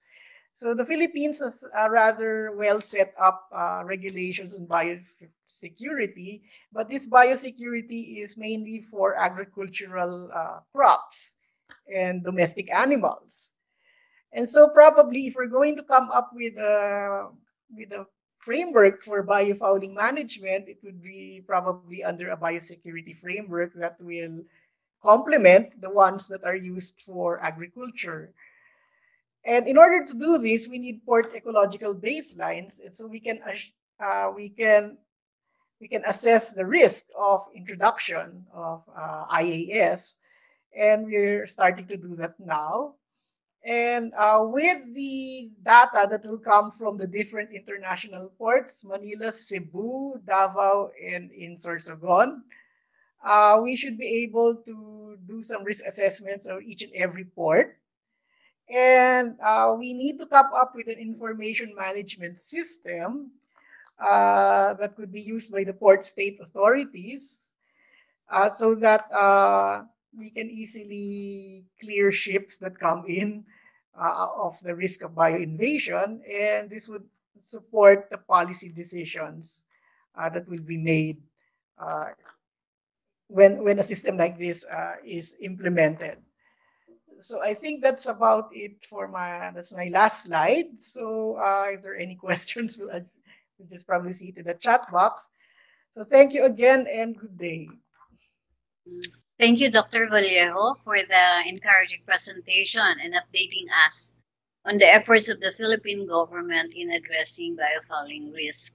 So at this point, we would like to open for questions, clarifications, or additional inputs. Again, you may use the raise hand button to be recognized, or you may use the chat box for additional inputs.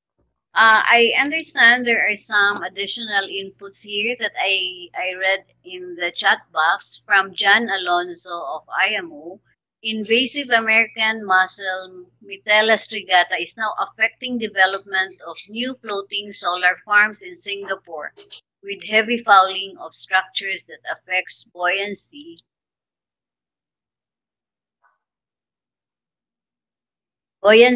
and increases maintenance cost.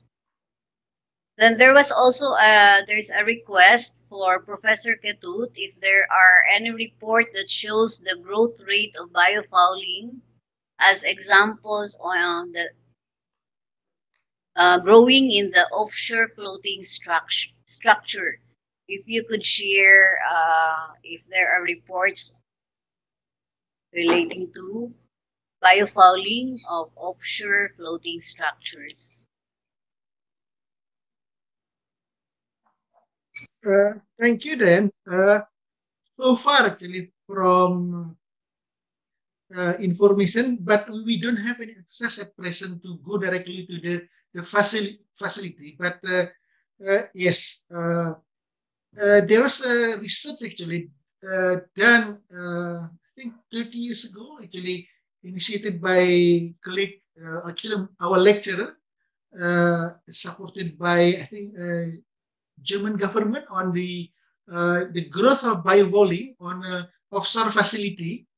Okay, there's a positive growing and impact actually, and they consider on how to clean that because that structure actually fixed mostly from fixed structure on that time, not a floating, not a moving structure. So they have to use special technique actually to clean that, unlike when we send a vessel to dock to clean. But because the structure fixed, so we have to concern that. And later, my colleague actually from a civil engineering department, when they work with a bridge development, actually crossing the ocean, for example, like we have Suramadu Bridge actually connecting Surabaya and Madura. Actually, they found some of biofouling attached on their structure, and And actually, the lady asked me, is it possible that the biofouling maybe could damage or maybe devastate the bridge? I think is that possible if the biofouling actually can open the what we call the concrete and then what we call the inside structure actually and then open and connect to the air and causing corrosion and so on. It takes a long time, of course, but this should be considered actually to protect that, to clean that, to avoid the worst effect in the future. That's so far I can add into my presentation. But for the detail, I think we need to calm that, but not possible at that time. Thank you. Thank you, Professor Ketut.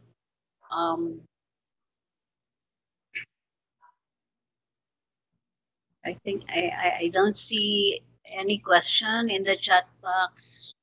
So, Diana, can I, if you allow me, can I just provide, well, comment actually more on the policy aspects after the very good presentation we've seen from Professor Ketut and Mr. Vallejo, because each of these two presentations was ending on policy aspects, which of course for the project is absolutely crucial, because that is one of the main objectives of the project, obviously, to promote the uptake of measures to implement the Imo Biofouling Guidelines. So it was very interesting to see in the last slide of Professor Ketut, which I think was called Future Plan or Future Plans, which was focusing on policy development.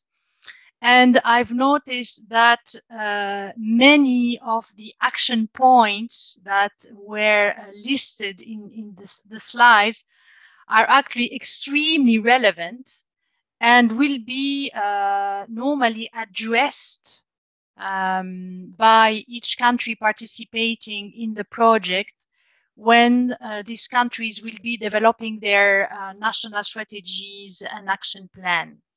So there were a couple, you know, of topics, you know, for example, check what has been done in other countries which already developed some kind of regulation, such as New Zealand or the US, etc. Many of these points, you know, are included in the guide that we developed on how to conduct national strategies and action plan.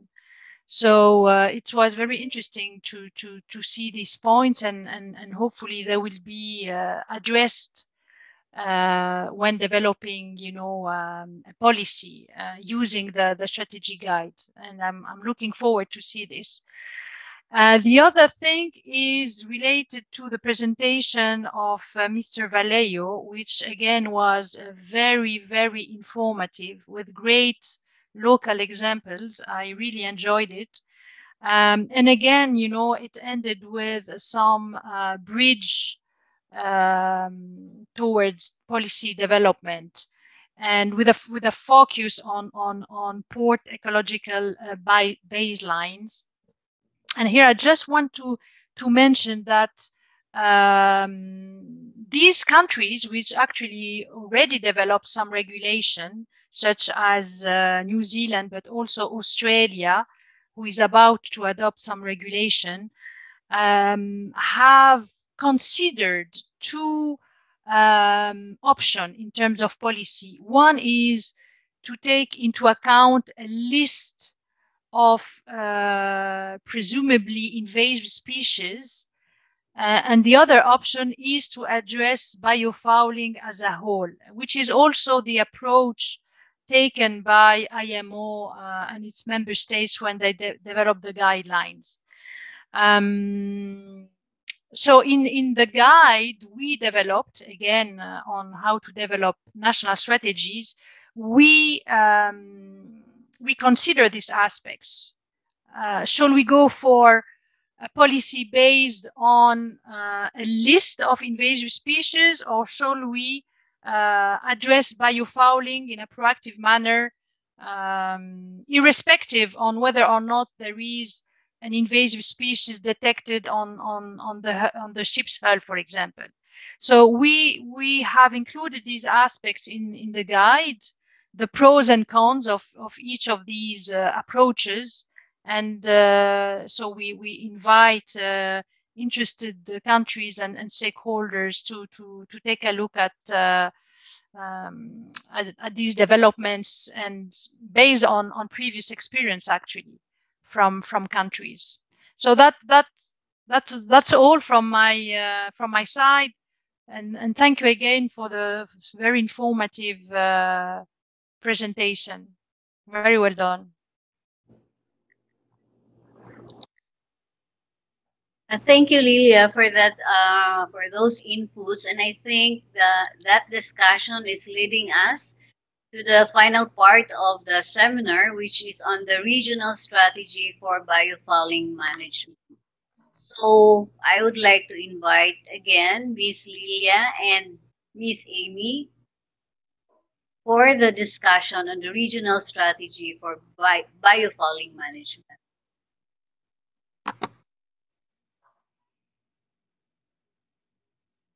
Thank you, Diane. I think next slide, please. I think Lilia will talk to the first slide on this activity.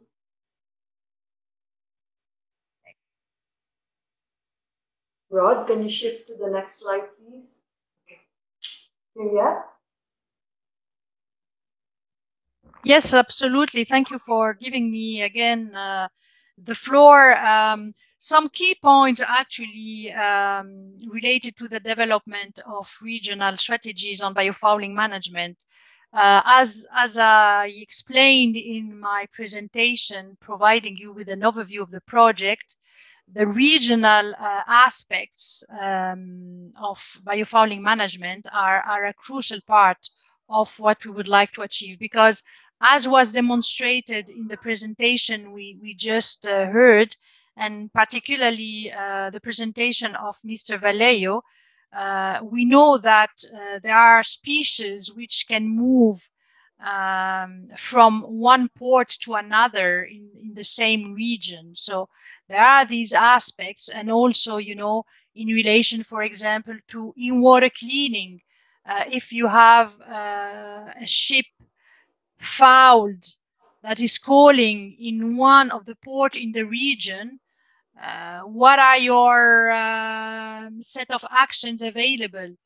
Can you send the ship, can you direct the ship to go and undergo an in-water cleaning?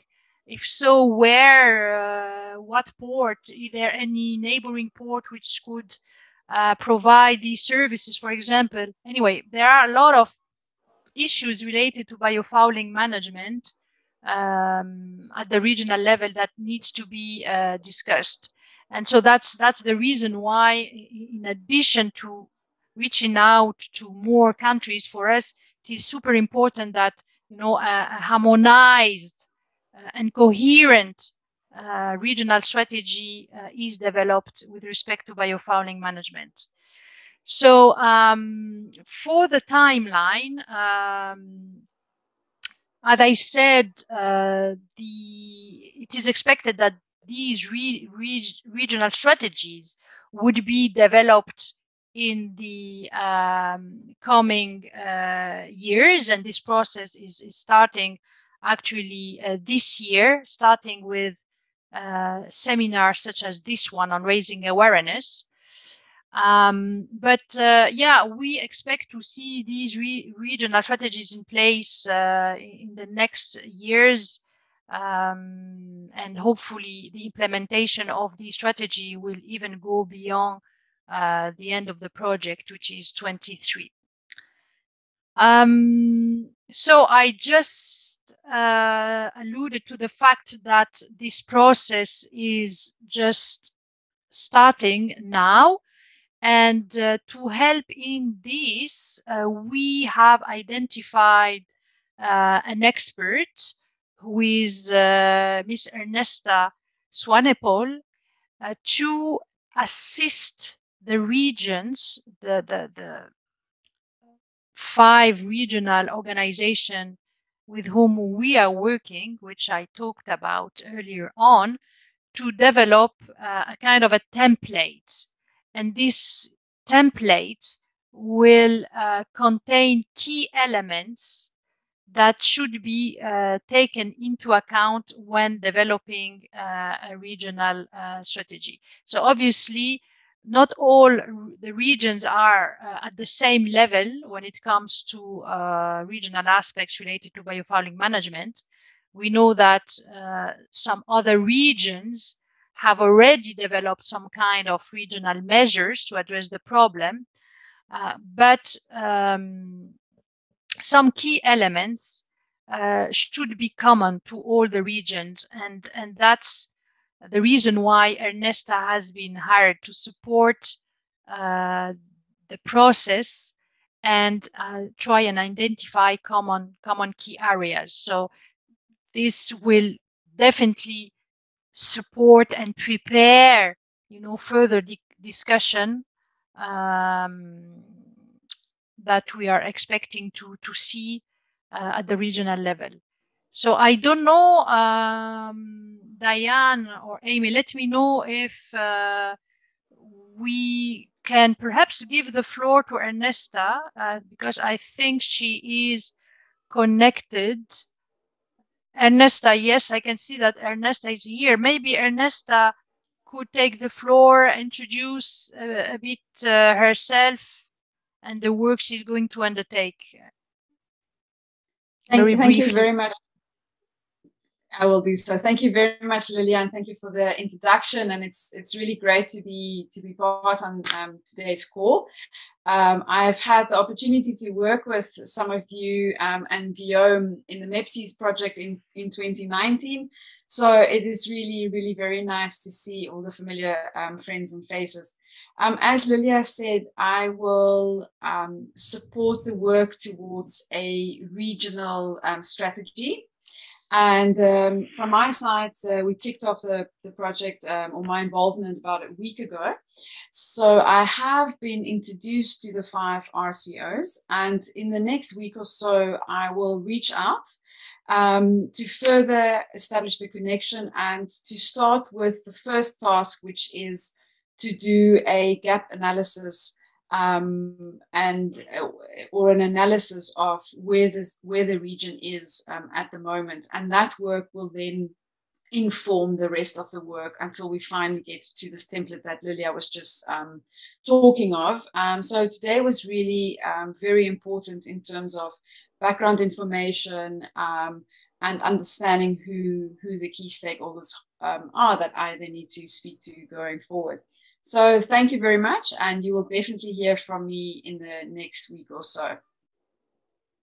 Yeah, thank you, Ernesta. And actually, there's a typo in this slide. It should be at the regional level, and the timeline is 2021 to 2023. So there's not much time for us to examine options at the regional level. The good thing is that the national strategy development in Indonesia and the Philippines are ongoing, so that could also help feed into the regional process. What we would like to request from the stakeholders, the participants now, and to those that we need to reach out, please share information on who are these key and relevant stakeholders that needs to be engaged in the development of the strategy. There is a planned intergovernmental meeting late this year, so we would also request if you can identify the relevant contact persons for that meeting. Next slide, please.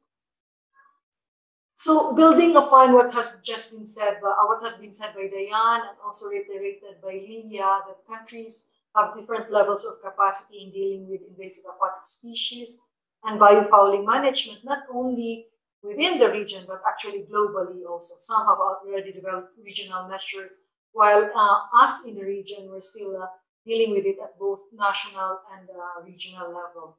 What we found out, and this is building upon Diane's survey and presentation also, that there are basic common elements despite these different levels of capacity, resources, etc. There's commitment to the international agreements already with AFS, ballast water, and CBD.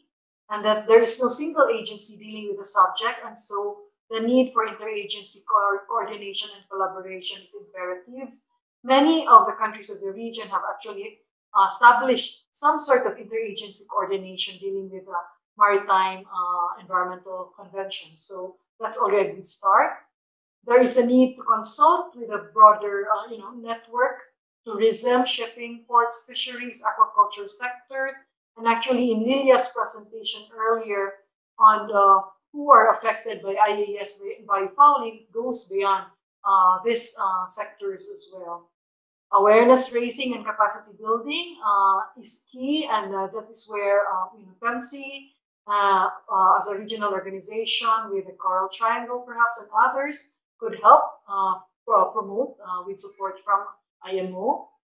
Information sharing on best practices and also research at the national and regional level is quite important. So a lot of what we've said is a process. We've also heard from the IMO guidelines presented by Megan that there are some documentation that's needed, there's training and capacity building, and there's so many other things that we need to take into account in building a regional strategy to help develop, to help support the global strategy. So now I would like to open the floor for other factors that we need to consider in developing this regional strategy. Some initial thoughts that could help develop and design this regional consultation. Thank you.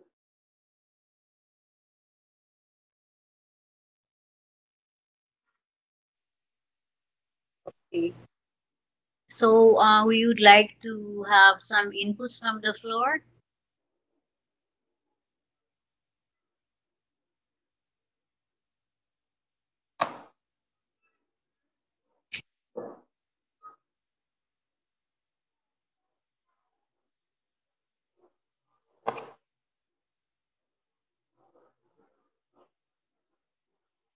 In the regional study that we conducted, there are some countries that maybe some participants here who would like to provide additional inputs and that were not covered in the study. Or there are suggestions on the key elements that we need to consider in developing the regional strategy on biofouling management. Please, you can send it through the chat box, or you can just speak, and we will be recognized.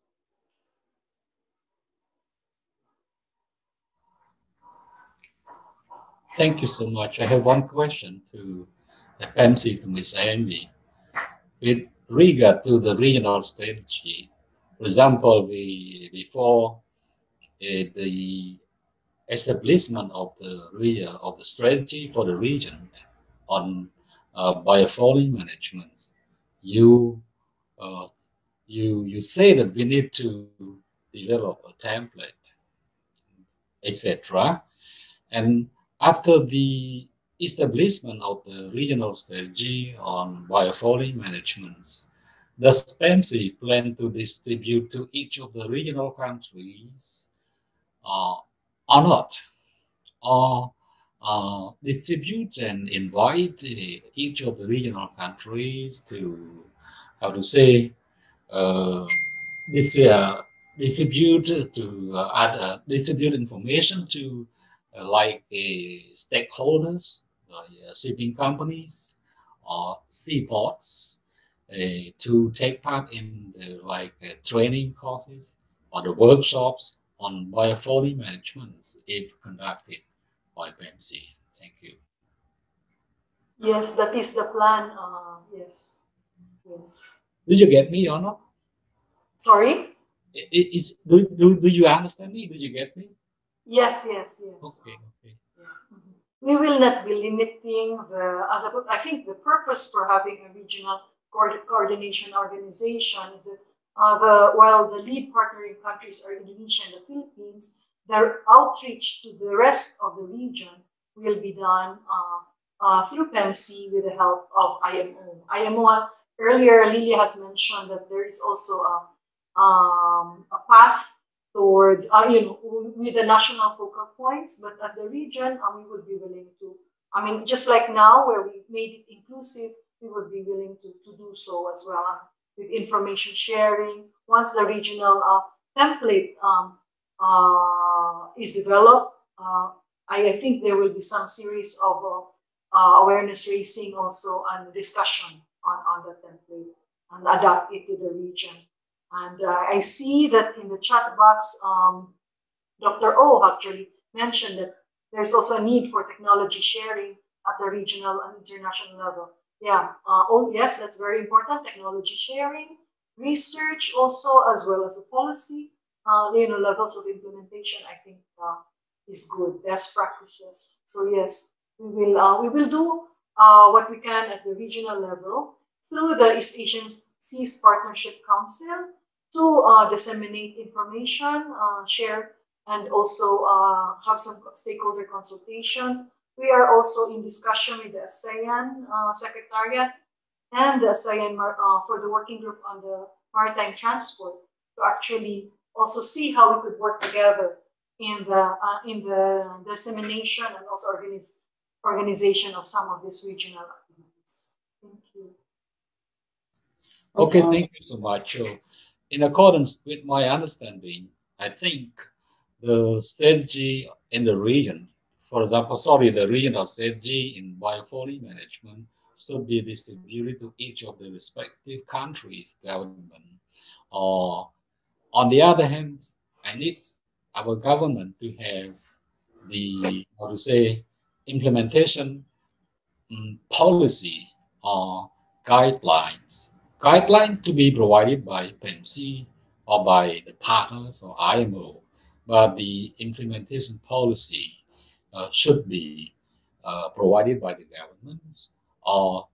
These one need also to be ratified by the government, because the implementation policy, I think the government does not have yet, I think. So it is beyond the port's responsibility already. Thank you, and thank you very much for PEMSEA. I think PEMSEA is the only focal point, yes, in this project, and I hope that PEMSEA will distribute all needs and necessary information regarding the biofouling management or strategy. Thank you.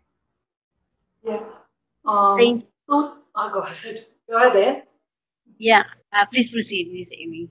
I was just going to say, yeah, totally. I get you that on the implementation, of course, and development of the national guidelines, that's the prerogative of the national government. All we can do is guide and support. So it is more a purely recommendatory measure, unless you give us the authority, give us the mandate, and so it becomes a binding regional guideline. I don't know. On your other point, in terms of dissemination, we did raise that, if there are relevant agencies, people that you feel that should be the contact points for biofouling in your country, in your agency, please give us those information. Yeah, and I think that segues to this question from Coast Guard, that there is no single agency dealing with the subject of biofouling.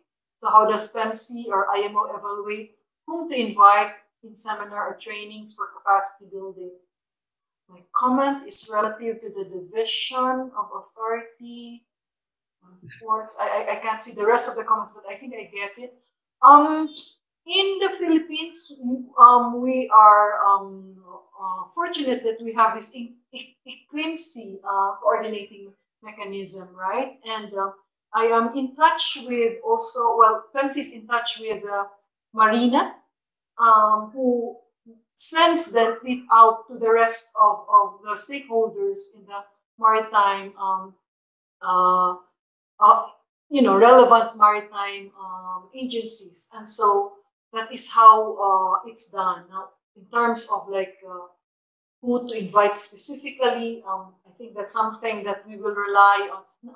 We will rely on Marina and Coast Guard and others to tell us who should be invited. The thing now is that everything is online, so it's easier to have more participants rather than less. I find. Lilia, John, do you have anything? Yes, if I can add on that. Sure.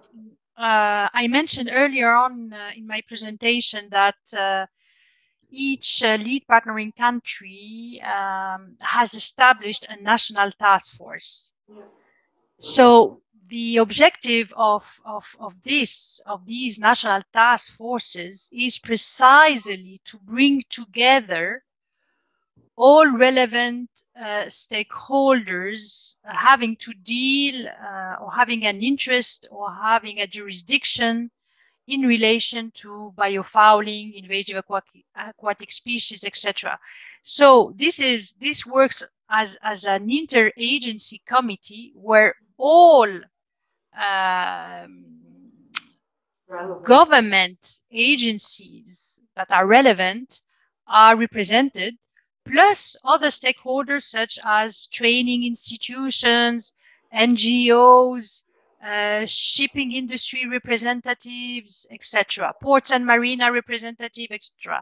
And this is exactly the reason why we put these task forces together, is to make sure that everyone is included in the conversation and policy development.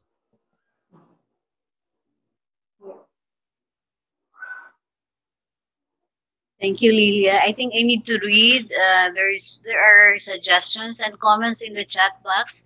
We also need information sharing at inter-regional level as well, because we mentioned that there is a need for information sharing at national and regional level. So we suggested that we also need it at inter-regional level. Then there is another comment. I think before we move forward to international agreement, it is better to regional first. Any comment on this? Maybe first some comment, Diane. Professor. About the regional meeting. I believe, and John is here. When we met in Jakarta, actually John had a plan to make a regional workshop, actually to invite experts around Southeast Asia. I think it is a good idea. Yeah, more experts.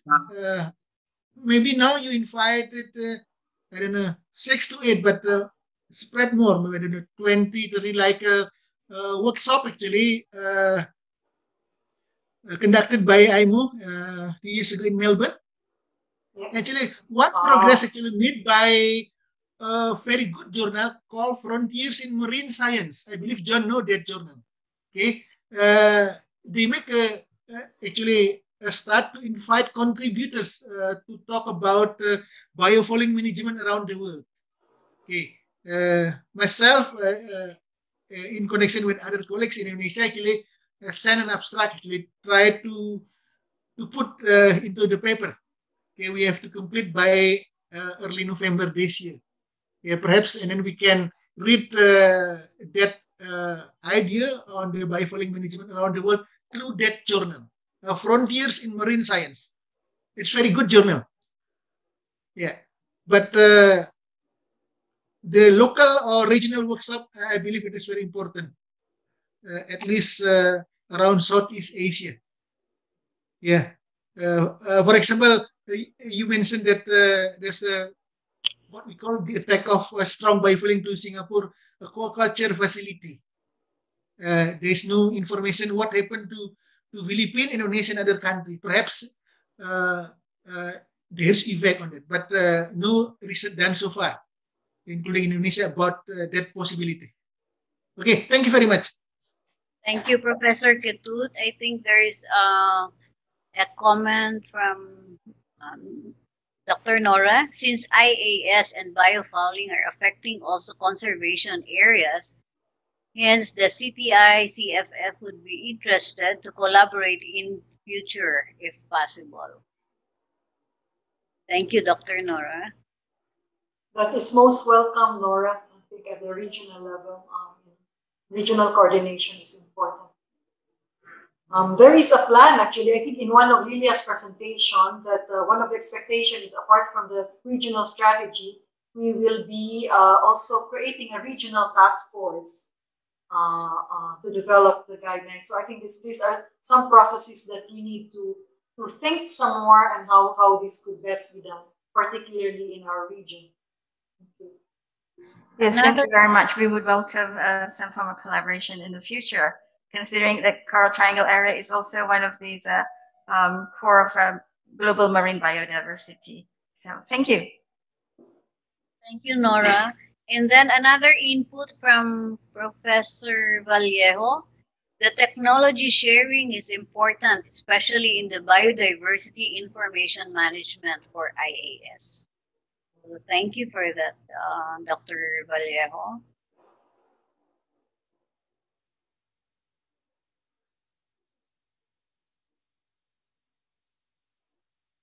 Okay, so if there are additional inputs to the regional strategy, they can directly send it to the chat box or to PEMSEA.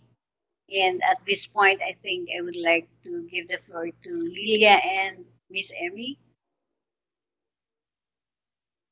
Okay. Is Daisy ready?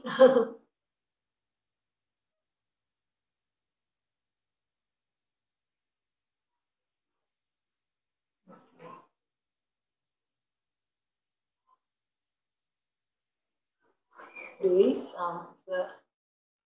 we had like yes, yeah, we had created like a list of what were the action points that came out from this meeting, and so some of the gaps and challenges that were identified: lack of studies to establish the extent of Iaas biofouling in the region, the difficulty to obtain data information coming from different ministries, no specific policy that addresses biofouling, no single ministry or agency responsible for Iaas biofouling, and well defined in some countries. So the recommendations are to conduct further studies, especially to look into their economic and ecological impacts on specific sector. There's a need for an integrated information system at country and national level. National policy legislation is necessary to address biofouling risk. The need for an national interagency coordinating mechanism. The need for awareness raising and capacity development for better understanding and management response. Need for technology sharing at the regional and international level. I think there was a mention of the inter-regional sharing as well. And then the need for information sharing at the national, regional, inter-regional, and international level. I hope we have captured some of the points that were raised at this meeting.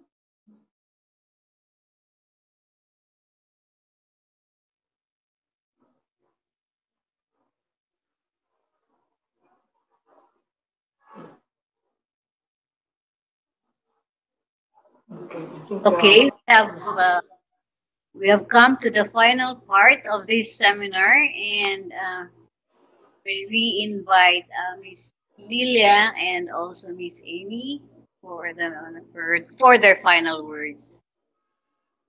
Miss Lilia first. Thank you, Diana. Thank you for giving me the floor again to summarize a bit and provide with my key takeaway from this seminar, raising awareness seminar on biofouling and invasive aquatic species. So I definitely would like to acknowledge the quality of the presentations we heard today. And I think the seminar was extremely useful, not only to raise awareness on the issue, the risks, and the urgency actually to act on this, but also in terms of preparing the grounds for further discussion, which hopefully will lead at the regional level to the formation of a regional task force and the development of a regional strategy. So I think I can say for sure that this seminar has hit these two objectives successfully, and that's great to see. On our side, I mean, definitely the focus is going to be on the national and regional levels in the coming months.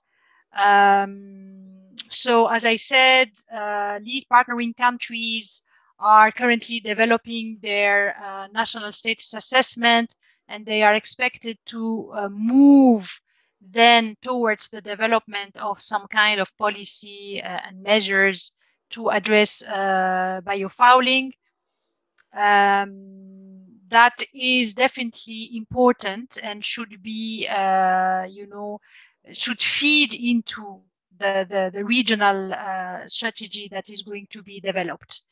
In terms of regional activities, as I said, and as Ernesta explained, we will be supporting the regional efforts towards, these regional strategies. So that is really the focus and the next steps from our side, starting this year and going forward. And thank you again to all the participants and to our speakers today, and of course to the Secretariat of PEMSEA.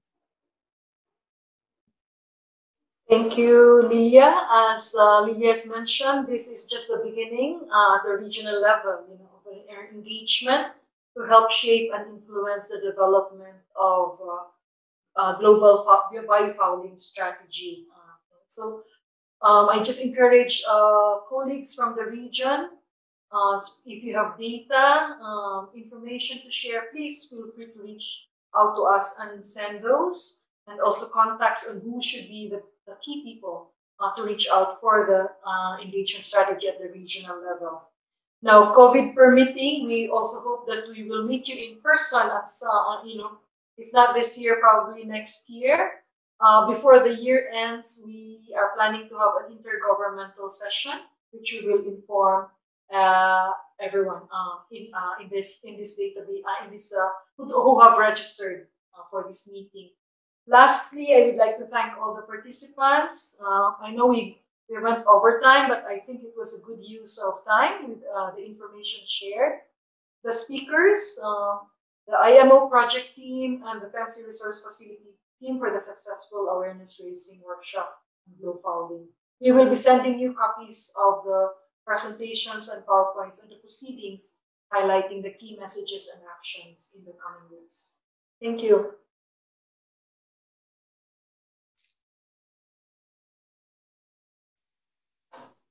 Thank you, everyone.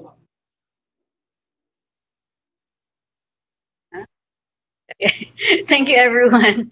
And that concludes our seminar. And stay safe, everyone. Good evening. Thank you. Okay, thank you. Yes. Ladies. Diana. Thank you. Bye. Yes. Bye-bye all. Yeah, bye-bye. Bye-bye. Have a good evening, all. Bye-bye. Bye-bye. Okay, everyone.